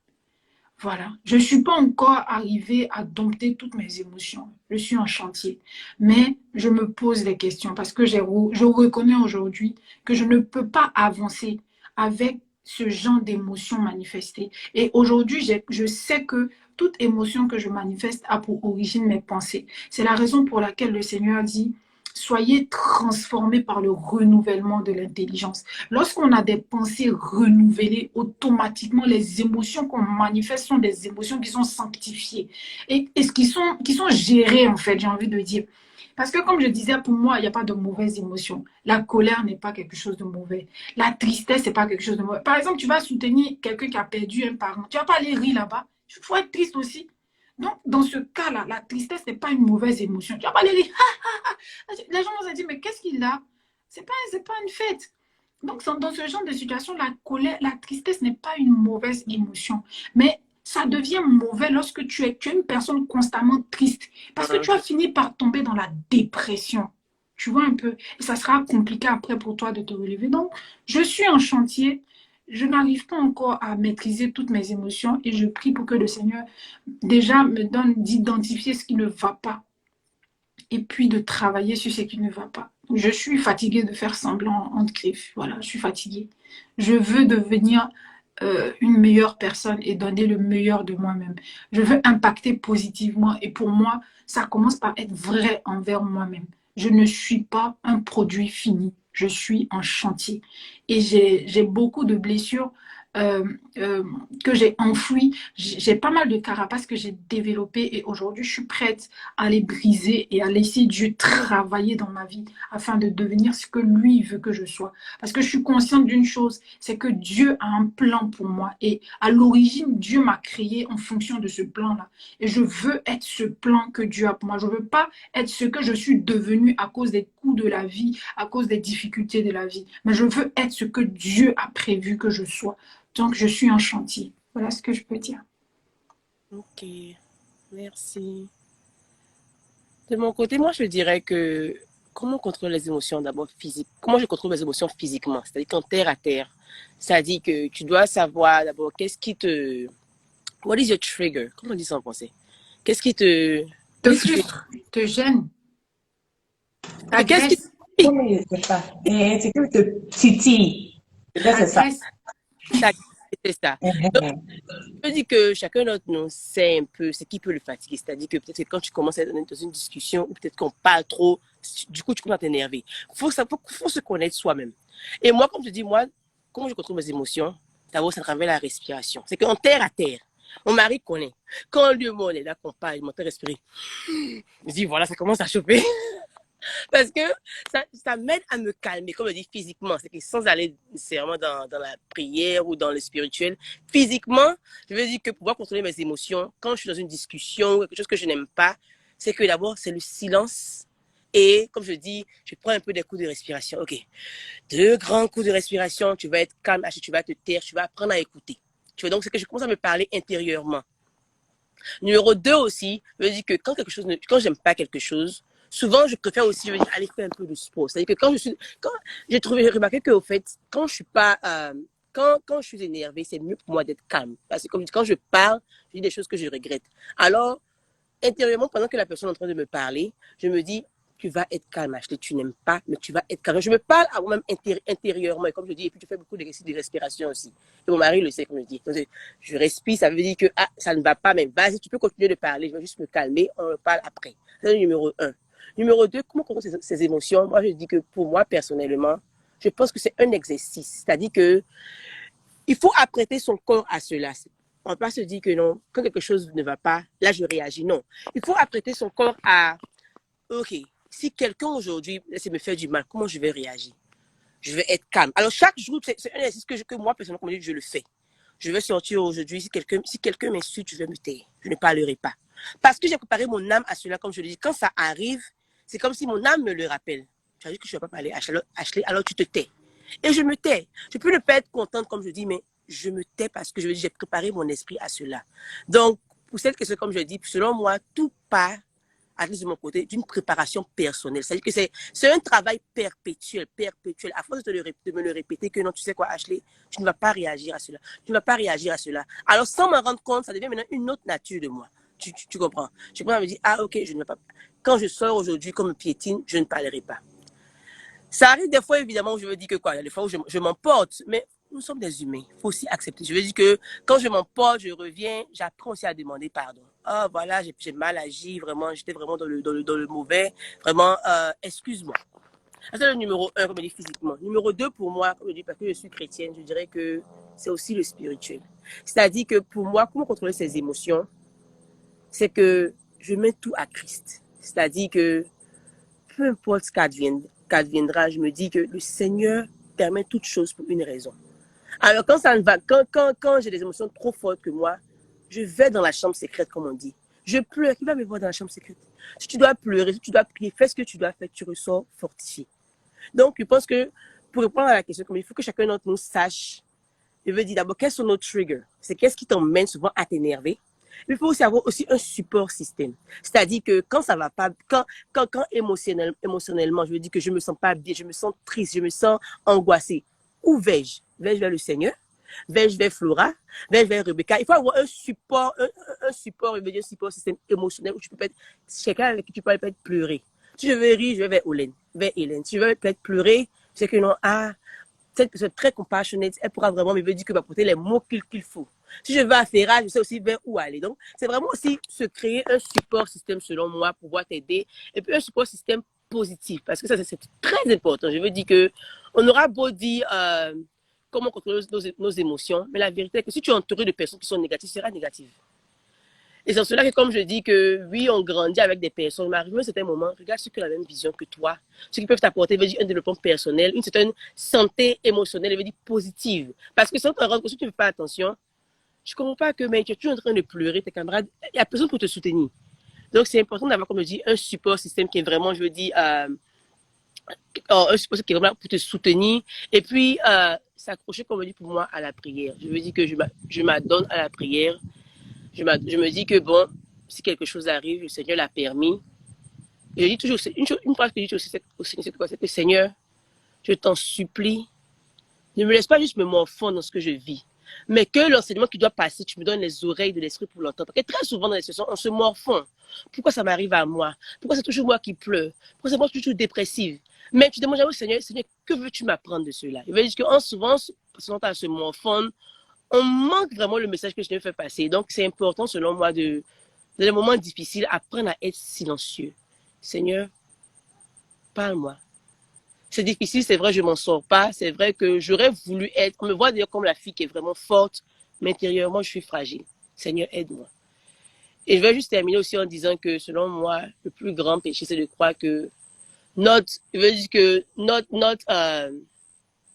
besoins sont trop grands pour le Seigneur. C'est-à-dire que, selon moi,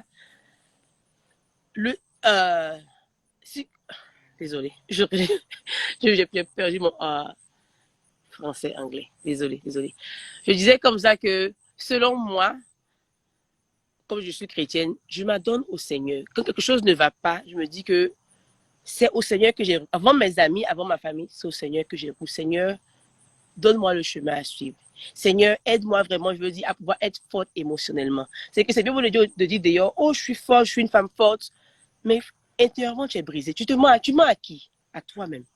Donc, c'est vraiment important, comme je dis, de savoir vraiment qu'est-ce qui nous brise, et puis aussi avoir, comme je dis, un support système, où aller pour pouvoir, je veux dire, se sentir remonté, se sentir fortifié. Donc, c'est un peu ça ma réponse. Moi, je vais au Saint-Esprit, je vais aussi un groupe de filles à qui je me... Bon, pas confie, mais je veux dire que quand j'ai besoin d'être un peu, je veux dire, fortifiée, je sais avec qui aussi aller pour m'apporter un peu plus de pep. Et quand ça ne va pas, c'est le Seigneur qui est mon tout. Donc, c'était un peu ça pour moi. Monique est partie dormir, elle est là. Dormir, c'est bon. Parce que je la vois ici, mais elle parle pas. Je ne sais pas si peut-être elle s'est endormie sur nous. Hein. Moi, elle était parce qu'elle n'entend pas. J'espère qu'elle sait qu'elle est là au moins. Au moins, elle enfin. Je suis là, mais comme je suis grippée. Yako, tu as lutté pour être ici comme ça, hein? Et moi, je peux rajouter quelque chose vite fait. Ce que je veux dire, c'est que il faut vraiment prendre soin de nous, en quelque sorte, prendre soin de soi physiquement, de se reposer, de se faire du bien. Parce que ce que j'ai constaté avec le temps, c'est que lorsqu'on est épuisé, lorsqu'on est physiquement fatigué, on manifeste des émotions qu'on n'a pas envie de manifester. En fait, la fatigue physique nous envoie à faire des choses on ne pensait pas faire, à manifester de la colère. Parce que à cause du fait qu'on soit fatigué, on arrive à moins gérer certaines choses. Donc, si je peux me permettre de le dire, hein, reposons-nous, faisons-nous du bien. Fais du bien à ton corps, fais du bien à ton âme, fais-toi du bien. Ça va te permettre de pouvoir quelque part contrôler un peu tes émotions parce que tu peux prier, mais quand tu es fatigué là, la fatigue, tu vas mettre la prière, les résolutions de côté, puis tu vas full, et puis après tu vas regretter. Et tu vas te rendre compte que c'est parce que tu étais fatigué que tu as réagi comme ça. Donc, reposons-nous, faisons-nous du bien. Quand on sait qu'on est fatigué, et comme la sister l'a dit tout à l'heure, reposons-nous. Ayons des limites. C'est-à-dire, tu sais que tu es en colère. Si tu parles là, tu vas mal parler et tu risques de gâter les choses. Si tu dois sortir, sors. Si tu dois sortir de la pièce, il faut sortir de la pièce. Va faire, comme elle a dit, elle fait du sport. Va faire du sport. Sors, va marcher. Même s'il fait froid, prends un manteau, sors. Va faire quelque chose.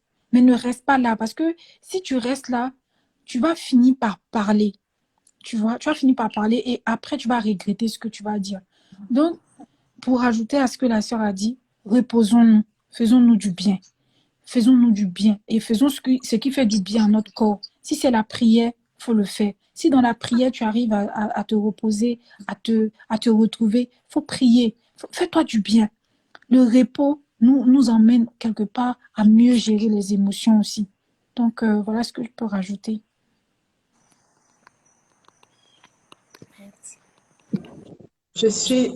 Tu t'en vas?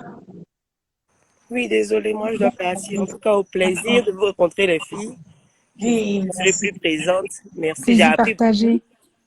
J'ai vraiment appris beaucoup et que le Seigneur nous garde. Amen. Merci beaucoup. Merci. Bisous. Moi, Monica, je sais que toi aussi tu te portes pas bien, mais de toute façon, on a parlé de Dieu là, il sait que ton âme est en paix. C'est pour ça que tu es couché là-bas. Comme j'ai entendu Saint-Esprit, tu ne peux pas bouger, tu ne peux pas partir, tu es couché là-bas. On se connaît. Amen. Parce qu'elle dès qu'elle entend cet esprit, elle va se connecter là-bas. C'est pour ça que depuis, elle est calée là. Si on parlait des choses de la vie, elle était partie. Ce qui me plaît avec vous. Mais ce que je voulais dire, je vais reprendre vers la fin. Ou si vous avez parlé de repos là, je suis tellement contente que vous avez parlé de ça parce qu'effectivement, je me rends compte que dans la majorité des cas où moi-même je me suis pas reconnue, il y avait la fatigue en bas en fait. C'était du genre, c'est pas forcément la fatigue physique, mais émotionnellement, on se sent fatigué. Moralement, on est juste fatigué. On se dit, non, je vais continuer de pousser un peu. Je suis une femme forte. On s'attend à ce que je sois là. Il faut que j'ai un certain niveau de présence. Il faut pas montrer. En fait, on a tellement imbriqué cette affaire de femme forte là sur notre tête pour charger qu'on se dit, le fait même de se reposer un peu. Il y a des moments où même le fait de me reposer, je me suis dit, oh, est-ce que je suis censée me reposer? Il y a des gens qui comptent sur moi. Je suis censée être, on dirait de l'esclavage même. Donc, je pense que véritablement, j'aurais pas pensé à ça. Je suis vraiment contente que vous avez tous deux mentionné le repos et surtout éviter tant qu'on peut d'être même physiquement dans le moment de conflit, même avec nous-mêmes. Prendre le temps de se mettre en retrait, partir marcher ou faire quoi que ce soit d'autre aide en fait à pouvoir balancer les émotions. Et pour revenir à ce que tu as dit, Rebecca, j'ai beaucoup aimé quand tu as dit que tu étais en chantier. Parce que c'est la raison pour laquelle ce live là, j'étais en train de, je souffrais dessus, je me suis dit, si je viens parler, moi, c'est que personne ne donne son avis, ça va chauffer. Parce qu'il faut que je le dise. Je pense que je l'ai dit à un moment donné. Je n'ai pas de source infuse. Ça là même, nous tous, on apprend. A priori, c'est beaucoup plus ce partage même que je voulais d'entendre parler de ce que vous pensez, en fait, de comment vous exprimez vos émotions parce que c'est pas quelque chose qui se passe de manière statique. Ça change, c'est de manière cyclique en fonction de ce qu'on doit avoir, en fonction d'une situation qui nous ramène dans nos passés. Dans notre passé, on a tendance à devoir renouveler en fait ce qu'on a appris, repartir à zéro, souvent tout oublier, recommencer. Donc, bon, on va continuer d'apprendre, mais moi, je suis très contente de ce que j'ai appris de vous. Je sais pas, il y avait une question de Flora qui demandait comment on faisait pour ne pas montrer ses émotions sur le visage, en fait. Parce que souvent, vous ne pas juste le montrer sur le visage. Là, j'ai pas de réponse parce que moi, là, mes émotions, ça se montre. Je peux faire semblant, mais en général, même quand tout ce dont j'ai réussi à faire, c'est d'être calme, mais même quand je suis calme, je ne parle pas du tout. Donc, pour quelqu'un qui parle beaucoup comme moi, quand je parle pas du tout, ça devient toujours une émotion. Donc, je sais pas si vous avez une idée pour elle, mais moi, mes émotions, ça se lit toujours. Je vais pas chercher le Non, moi, tout ce que j'ai à dire à Flora, c'est faut t'accepter tel que tu es. Parce que c'est clair que c'est pas évident. C'est pas évident parce que on n'est pas tous pareils. Il y a des gens qui arrivent à camoufler leurs émotions, à ne pas le laisser paraître sur leur visage. Mais il y en a qui n'arrivent pas. Et moi, comme je le dis, je reste dans ma logique, hein. Les émotions ne sont pas quelque chose de mauvais. C'est pas quelque chose de mauvais. Mais c'est la façon, c'est la façon dont on exprime les émotions. euh, et puis le contexte dans lequel on les exprime, c'est ce qui peut être mauvais. Voilà. Sinon, si tu vas à une fête et que tu es joyeuse, tu ris, ma soeur, faut rire. C'est vrai qu'il y a des gens qui vont trouver que tu ris mal, qui vont juger ta façon de rire, mais en même temps, il y a des personnes qui vont trouver que ton rire communique et qui vont apprécier ta façon d'être, tu vois. Donc, Dieu t'a créé comme tu es. Tu es quelqu'un qui montre, qu'on on voit les émotions. Ça prouve que tu es quelqu'un de... Moi, pour moi, hein, je trouve que les personnes au travers desquelles on arrive à lire sont vraies. Ce sont des personnes qui sont sincères, tu vois. Donc, ça sert à rien de faire semblant ou de cacher ses émotions ou bien de faire genre, quoi. Tu as envie de rire, ris. Les gens vont se moquer de toi, c'est vrai. Mais c'est pas grave, faut rire. La prochaine fois, peut-être que tu vas adapter ton rire au cadre dans lequel tu te trouves. Par exemple, si tu es dans un cadre ou si tu ris gaga, gaga, gaga, les gens vont te regarder bizarre. Tu essaies de rire, genre, tu vois. Mais nous tous, on sait que c'est comment tu ris. Et quand tu vas soutenir une personne, c'est pas grave de pleurer pour soutenir une personne. C'est pas parce que tu pleures que c'est mauvais ou bien parce que la tristesse que tu ressens par rapport à une situation qu'une personne vit, souvent, mais ça te dépasse même d'être autant triste. Mais moi, je veux dire que les personnes qui sont sensibles, les personnes qui sont émotionnelles sont les personnes que Dieu utilise beaucoup. Moi, c'est ce que je veux dire. Ce sont des personnes que Dieu utilise beaucoup parce que pour pouvoir porter une personne en prière, il faut que tu sois empathique, il faut que tu te mettes à la place de cette personne.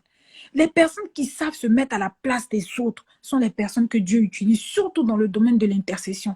Parce que c'est des personnes qui vont aller chercher Dieu pour que la situation change, même s'ils ne sont pas concernés et touchés directement par cette situation-là, tu vois. Donc moi, je pense que, Sista, sois toi-même.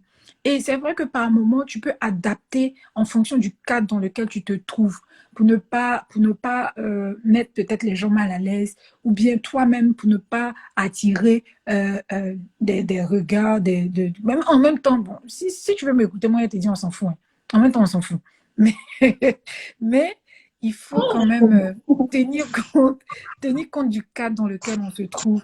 Et pour moi, les personnes qui sont émotionnelles sont les personnes que Dieu utilise beaucoup. Et c'est la raison pour laquelle les personnes qui sont émotionnelles sont aussi des personnes qui sont beaucoup attaquées. C'est des personnes qui sont beaucoup attaquées. On sait le truc qu'il faut pas faire, j'ai envie de dire, c'est de attends, je vais trouver le mot. Ça dit, il ne faudrait pas que lorsqu'on te regarde, on sache sur quel bouton appuyer pour que tu manifestes une telle ou telle autre émotion. Ça dit, il faut être mystérieuse. Je ne sais pas si on se comprend. Ça dit, par exemple, on sait que toi, Flora, si on te parle mal, tout de suite, tu vas exploser. Il ne faut pas donner bouche à quelqu'un même. C'est là que tu dois te gérer. Tu vois, c'est là que tu dois arriver à te contrôler, à te maîtriser. Mais les personnes qui sont émotionnelles, les personnes qui sont dans l'émotion, les personnes qui n'ont pas honte, qui n'ont pas peur de manifester leurs émotions sont des personnes qui vivent heureuses. Par exemple, quelqu'un t'aime, tu réponds à l'amour que la personne te donne. C'est pas mauvais. Le monde nous a appris que montrer son amour à quelqu'un, c'est signe de faiblesse. Qui a dit ça? Aujourd'hui, on s'est joué les du jusqu'à aujourd'hui, mais on est des du. Même pour dire je t'aime, c'est compliqué. C'est pas bon. Si quelqu'un t'aime, il faut lui tourner de l'amour, il faut manifester de l'amour. Manifester son émotion n'est pas signe de faiblesse. C'est pas signe de faiblesse. C'est le contraire là même qui est problématique. Ça dit tu es joyeux, mais sur ton visage, on ne sait pas. On ne sait pas. C'est là il y a un problème. Donc pour moi, la seule chose qu'il ne faut pas faire, ça dit que quand on te regarde, qu'on sache automatiquement sur quel bouton appuyer et pour que tu manifestes la colère, la tristesse, ce genre de choses. Il ne faut pas donner d'accès à l'ennemi. Il faut être équilibré. Voilà, il faut être équilibré. Quand tu es équilibré là, voilà, quand tu es équilibré, ça va. Quand tu es équilibré là, ça va.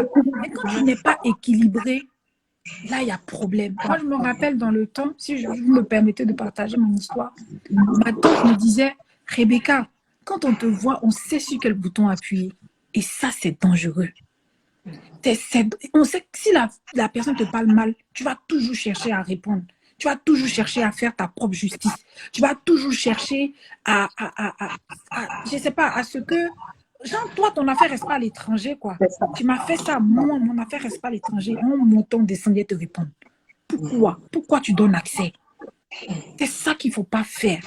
Sinon, manifester ces émotions-là, c'est ce qui est normal. Quand nous-mêmes, on regarde notre relation avec Dieu, est-ce que Dieu ne nous manifeste pas son amour? Il manifeste. Malgré nous, comment? Dieu nous manifeste son amour. On tombe aujourd'hui, on se relève, Dieu nous manifeste tout son amour. Être émotionnel, c'est pas quelque chose de mauvais. C'est la raison pour laquelle, moi, je dis, soyons équilibrés dans notre façon de fonctionner. Soyons équilibrés. Aimons. Si quelqu'un pleure, pleure. La Bible dit que, je paraphrase, hein, la Bible dit que pleurez avec ceux qui pleurent, réjouissez-vous avec ceux qui se réjouissent. Pour dire que c'est quelque chose qui est important. Quand tu arrives dans la maison de deuil, Dieu veut que tu pleures. Tu as ri. Tu arrives dans une maison de deuil, tu t'en ris. Tout le monde te regarde en bizarre. Mais tu arrives, on ne sait pas ce que tu ressens. Vraiment, moi, je pense que être sensible et puis laisser paraître ses émotions, c'est pas mauvais. Mais souvent, il faut savoir... Bon, j'ai envie de dire que souvent, les personnes même qui nous jugent, par exemple, sur notre façon de nous comporter, sur notre façon de nous vêtir, sur notre façon de parler, sont des personnes qui ne savent pas valoriser ce que nous avons et ce que nous sommes. Donc, à ces personnes-là, il ne faut pas leur donner du crédit, en fait, tu vois. C'est pas parce que quelqu'un n'aime pas ta façon de rire que tu vas t'empêcher de rire. C'est pas parce qu'une personne n'aime pas ta façon de t'habiller. Je ne parle pas de se vêtir décemment. Hein. C'est pas parce qu'une personne n'aime pas ta façon de te vêtir que tu vas arrêter. C'est pas parce qu'une personne n'aime pas ta façon de t'exprimer à travers de l'art ou bien ta façon d'être. Parce que tu es peut-être une personne pétillante partout où tu es, tu emmènes la joie, tout ça. Il y a des gens qui vont trouver que tu es wole. C'est pas parce que les gens vont dire que tu es wole ou bien tu veux te faire voir que tu vas tuer ce que Dieu a mis en toi. Il y en a qui sont timides et qui ont besoin des gens comme toi pour aller les chercher dans leur timidité et les emmener à s'exprimer. Donc, tout ce que Dieu a mis en nous, tout ce que Dieu a fait de nous, c'est utile, ça sert. Donc, ma sœur Flora, faut pas avoir peur ni honte qu'on voit tes émotions sur ton visage. Mais souvent aussi, les émotions, par exemple, se moquer des gens, ça, c'est pas bon. Faut pas te moquer de quelqu'un. Par exemple, si tu vois une personne avec un défaut ou une malformation, tu vas pas éclater de rire comme ça. Non, ça, c'est pas bon. C'est pas bon parce que si la personne avait le choix, elle n'aurait pas accepté de naître avec cette malformation ou ce défaut physique-là. Donc, c'est dans ce genre de situation qu'il faut être empathique. Il faut se mettre à la place de l'autre. Et tu fais à autrui ce que tu aurais aimé qu'on te fasse à toi. Voilà ce que je veux dire. Je me moque pas. Il y a confiance en toi, tu te moques pas, Flora. Mais ce que tu as dit là, je ne sais pas si j'étais dans le live où Flora était là. Flora, il faut que tu reviennes avec celle-là. Je pense que c'était il y a 2 mois, on a fait ce live où on parlait justement, mais c'était plus dans la connaissance de soi, où elle exprimait en fait que beaucoup de choses qui ont été reprochées. Par exemple, moi je l'ai rencontrée, c'est la seule brune de girl d'ailleurs que j'ai rencontrée physiquement ici. De toute façon, on vit dans la même ville, thank God. Je l'ai rencontrée physiquement et puis bon, je la vois aussi. Mais je sais que elle mentionnait à peu près le fait que sa manière d'être pétillante, sa manière de dégager en fait cette grâce, cette aura en fait, parce qu'elle c'est pas parce qu'elle est là et puis elle est vivante, mais son aura en fait et puis sa manière sa prestance souvent peut attirer certaines critiques comme quoi tu te prends pour qui, voilà, disons toi tu te prends pour qui. Et on parlait un peu dans le live du fait que chacun est venu avec ses dons et quand tu te connais toi-même, au départ, même si au départ, tu peux considérer ces remarques comme blessantes, tu te dis un peu comme ce que tu as dit, Rebecca, c'est ce que Dieu t'a donné. C'est peut-être par là qu'il va peut-être attirer certaines âmes vers lui. Donc, faut juste accepter comme tu es. Ce que tu sais que ce dont tu sais que tu dois travailler dessus, tu viens demander à ce même Dieu-là, ah, voilà, tu m'as créé, voilà cette partie-là, que je remarque personnellement, c'est un challenge pour moi. Vraiment, faut m'aider. Je suis très colérique. Moi, par exemple, j'étais pas trop patiente. Je pense que ça va un peu, même si je pense que je sais pas. Mais je suis pas très patiente quand je demande quelque chose. aide-moi, attrape ma bouche un peu, aide-moi à être beaucoup, à connaître ton processus et à être patient dans le processus, un truc comme ça. Mais j'aime beaucoup la manière dont tu dis, sois toi-même, si tu dois arriver, ma chérie, si tu dois être fâché, sois fâché, mais apprends juste à le faire. Et un peu comme ce que tu as dit à la fin, qui est très important, faire à l'autre ce qu'on aimerait qu'on nous fasse à soi-même. Je pense que c'est la base. Aimer notre prochain comme nous-mêmes. Et puis accepter nos différences. Parce qu'à la fin du compte, si on était tous des clones, je crois qu'il allait juste nous cloner, nous tous, pour qu'on soit tous pareils. Donc, il doit y avoir une raison pour laquelle Rebecca est différente de Flora, qui est différente de moi, qui est différente de Monica. Donc, bon. En tout cas, c'était chic. On a besoin de nos différences pour avancer, en fait. C'est la raison pour laquelle même Dieu, en créant le monde, il a créé des noirs, des caucasiens, des blancs, des jaunes. Et tant que tu ne comprends pas que Dieu s'exprime dans la diversité, tu ne pourras pas accepter que la personne en face de toi soit différente. Et même dans le mariage, l'acceptation de la différence fait qu'on est beaucoup plus en paix, on est beaucoup plus tranquille. Tant que tu veux que l'autre... Bon, attends, toi aussi. Dieu a créé ça, tu veux que la personne te ressemble. Imagine de toi. Bon, si on se pose des questions très sincèrement, est-ce que toi, tu voudrais t'épouser? Toi. Je n'aurais pas épousé quelqu'un comme moi. Il y a 2 jours, je disais ça même à une amie. Puis je pense que je disais à une de mes soeurs, si j'avais marié un homme qui était comme moi, là, ça n'allait pas passer. Ça peut jamais passer. Il fallait qu'on soit différents. C'est clair. Je ne peux pas tout comme moi. C'est ça. Moi, ce que je peux dire aussi pour terminer, c'est que on a besoin d'être des personnes équilibrées. On a besoin d'être des personnes restaurées et guéries. Parce que pour moi, la capacité, sinon la force qu'on aura, par exemple, à dire à quelqu'un qui vient nous critiquer sur notre façon d'être pétillante, d'être douce, d'être calme, d'être nous-mêmes, la capacité, sinon la sagesse avec laquelle on va réussir à répondre à cette personne sans la blesser, va venir de l'équilibre qu'on aura nous-mêmes. Et tu sais, quand tu n'es pas équilibré, le reproche d'une personne peut t'emmener à vouloir changer qui tu es. Tu vois, quand tu n'es pas tranquille dans ton esprit, quand tu n'as pas accepté qui Dieu a fait de toi, quand tu es tout le temps exposé à des critiques, tu peux te dire, ah, peut-être que c'est mauvais, peut-être que ce n'est pas bien, peut-être qu'il faut que je change. C'est vrai qu'il y a peut-être des choses qu'on manifeste que l'on doit changer, tu vois, mais ce n'est pas tout ce que nous sommes que nous devons changer. Ce que nous sommes est une source de bénédiction pour autrui.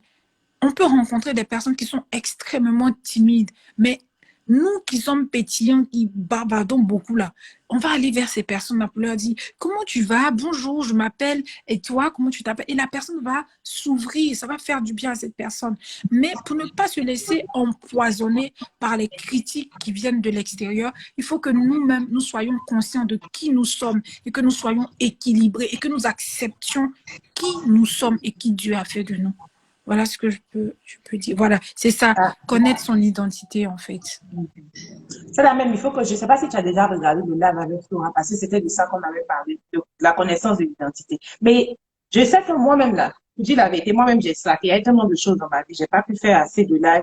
Parce que c'est à ce live-là qu'on a dit qu'on aurait parlé on voulait parler ensuite des blessures de l'âme et comment se restaurer aussi, parce que c'est un cheminement. Une fois qu'on se connaît, il faut maintenant apprendre à s'accepter. C'est vraiment pas quelque chose qui se fait. C'est plusieurs étapes, en fait. On peut pas faire un live et puis couvrir tout ça. Donc là, je suis en train de me demander, je sais pas ce que vous pensez, peut-être on doit faire le prochain là sur les blessures de l'âme, ou bien peut-être le prochain là doit parler plus de la restauration par rapport aux personnes qui ont été véritablement. Je pense que ça doit être dans un ordre, non? Genre, si on veut parler, parce que j'ai mis comment se restaurer et être équilibré. Parce que c'est une vraie question. Il y a beaucoup de jeunes filles qui me demandent même des personnes proches de moi, on m'a bully ici, je sais pas comment on dit bully en français. On m'a torpillé, puis on m'a fait des critiques ici, je sais pas qui je suis, je me sens mal. La personne peut savoir, mais elle a tellement reçu ces critiques. Au fur et à mesure, on se demande, mais comment tu arrives à te restaurer? Bien sûr, par la prière, mais je me dis, au-delà de la prière, il y a peut-être d'autres solutions, il y a d'autres idées qu'on peut apporter à une jeune fille qui traverse cette période, quoi. Donc, pour moi, peut-être parler des blessures. Je vote pour les blessures de l'âme d'abord et après la solution. Ça make sense. Ouais, ou bien, on va commencer par parler des blessures de l'âme et puis après, maintenant, échanger un peu sur comment naviguer, sur comment s'en sortir. Ouais. Moi, je pense que déjà, pour savoir pour parler de guérison, il faut être conscient qu'on a été blessé. Donc, tout commence par là, en fait. Où est-ce que Ok. tu as été blessé? Comment ça a commencé? Est-ce que tu arrives à identifier la blessure que tu as vécue? Si tu arrives à identifier et à mettre un nom dessus, maintenant, je pense que le processus de guérison va s'enclencher. Parce que si tu ne sais même pas de quelle maladie tu souffres, c'est quel C'est ça, médicament tu veux qu'on te donne? Tu c'est vas ça. seulement énumérer des symptômes, tu vois? Et on va traiter des symptômes sans traiter le problème lui-même, tu vois? Donc, pour moi, il faut déjà aller à la source. C'est vrai, D'accord. le Saint-Esprit va nous aider, mais il y a pas mal de livres qu'on peut lire qui vont nous aider à identifier le C'est type ça. de blessure qu'on a vécu. Et il y a pas mal de personnes qui s'y connaissent. Je pense qu'il y a Mélissa. Mélissa, elle s'y connaît bien. Oui, c'est Oui, elle-même, pour les blessures de l'âme, là, elle ne peut pas ne pas être oui, là. voilà. Elle s'y connaît bien. Et elle travaille beaucoup sur tout ce qui est relation d'aide, ce genre de choses. Donc, je pense que c'est quelqu'un qui pourra vraiment répondre aux questions. Mais selon moi, hein, pour déjà parler de guérison, il faut être conscient qu'il y a eu blessure. Et il faut identifier le problème. Il faut toucher le problème de fond. Quand on touche le problème, quand on sait quel est le problème, on peut apporter le bon médicament. Quand on a le bon diagnostic, on peut apporter le bon médicament. Sinon, on sera en train de faire un travail qui est superficiel, tu vois. Moi, je peux venir te dire, je me mets en colère, nanani, nanana. Mais d'où vient cette colère? Pourquoi je suis en colère? Qu'est-ce qui provoque cette colère? Le pourquoi du comment, de quoi, de... Tu vois, c'est ce genre de questions qui nous emmènent à fouiller en nous, à entrer en nous-mêmes et à identifier ce qui ne va pas. Pour moi, il faut d'abord trouver la plaie avant de chercher à la traiter, en fait. Ah, en tout cas. Aujourd'hui, là, vraiment, c'est une grâce d'être. Bizarrement, il y avait la paresse. J'étais en train de me dire, est-ce qu'il faut vraiment venir parler encore? Je suis contente. Donc, petit, là, voilà, il y a eu toutes vos contributions. On a le thème de la prochaine fois. Je vais voir avec Mélissa, je sais qu'elle vient de Guadeloupe. Donc, par la grâce de Dieu, elle sera disponible. Mais le live prochain, ce que je fais, parce que je suis très mauvaise à activer la communauté anglophone, ce qui est très mauvais. Donc, j'essaie de faire le live francophone, maintenant la version anglophone et francophone encore. Donc, d'ici là, je pense qu'on a quand même 2 bonnes semaines. J'ai checké avec Mélissa. Il y a une autre dame encore par exemple, Monica, elle avait parlé des blessures de l'âme. Elle s'y connaît bien aussi. Donc, je vais voir entre les deux si sinon les deux sont disponibles. Et puis, partager le flyer pour qu'on discute. Maintenant, bon, moi, j'ai fait mes propres recherches. Bon, en tout cas, merci d'avoir été là. Je pense qu'on a répondu à beaucoup de questions. S'il y a des personnes qui auront des questions, qu'elles vont regarder le live, peut-être ça va susciter d'autres questions encore. Comme on finit jamais d'apprendre, chacune à son expérience aussi. Mais je pense pour aujourd'hui, là, moi, en tout cas, j'ai beaucoup appris. Donc, merci encore. Surtout, merci d'être venu dans le live. C'est ta première fois. J'espère que tu reviendras encore. Oui, Ta voix merci nous a beaucoup. ému. Ta voix nous a ému. Dès que tu as commencé à parler, Flora a dit, ouh, c'est qui ça? Il dit, moi, mais je voulais me taire. On dirait de me taire en même temps. Oh là là. Heureusement, je dois m'accepter comme je suis. Mais ta voix nous a émus, en tout cas. Merci d'être. beaucoup, les filles. Merci pour l'invitation aussi et pour la confiance. Merci beaucoup. De rien. Merci, Donc, Flora. on se parle en privé, dans tous les cas. Mais maintenant, je sais encore comment m'assurer. Elle doit revenir, non? Il dit, Flora, on va lui monter encore. Et voilà. Il va toujours me faire honte. En tout cas, merci d'être venu et on se voit la semaine prochaine. À la grâce de Dieu. Même si c'est en anglais, venez, c'est pas grave. Gros bisous et puis portez-vous bien. Allô, Flora, tu es là? Ou bien? Oh, Flora est partie. Ok, Rebecca est là? Ok, Rebecca vient de partir. D'accord, Flora, Rebecca, merci encore. Monica, tu étais là. Vraiment, Achou même est venue. Vraiment, merci à vous. C'était un très beau live. J'espère que vous aurez le temps d'apprendre aussi. On a parlé de spiritualité parce que, à la fin du compte, c'est notre identité. Donc, pour les personnes qui ne sont pas spirituelles, quelle que soit la religion, prière de quand même écouter et puis de tirer le meilleur de tout ce qu'on a dit. On se verra la semaine prochaine pour le même live en anglais. Et on va parler vraiment des blessures de l'âme. Je pense qu'on est vraiment arrivé à ce stade-là où il faut en parler. Donc, on va parler des blessures de l'âme. Et puis, Flora, tu me dois un dîner. pour mon anniversaire. Donc, j'attends ça. Mais en temps, merci. Bon vendredi. Et puis, surtout, j'ai oublié, merci pour tous les vœux d'anniversaire. Ça m'a fait tellement plaisir. Je n'ai rien à dire. J'ai fait une autre vidéo, sinon ça va être trop long. Vraiment, merci pour tous vos vœux. J'ai vraiment apprécié que Dieu facilite tout ce que vous avez dit et surtout que notre communauté s'agrandisse et qu'on puisse apprendre chacune l'un de l'autre. Gros bisous. Venez vous dire gros bisous. Je pense qu'il a assez aboyé. Il a déjà dit au revoir. Bisous Flora. Bisous les filles. Eh, comment on coupe ce truc?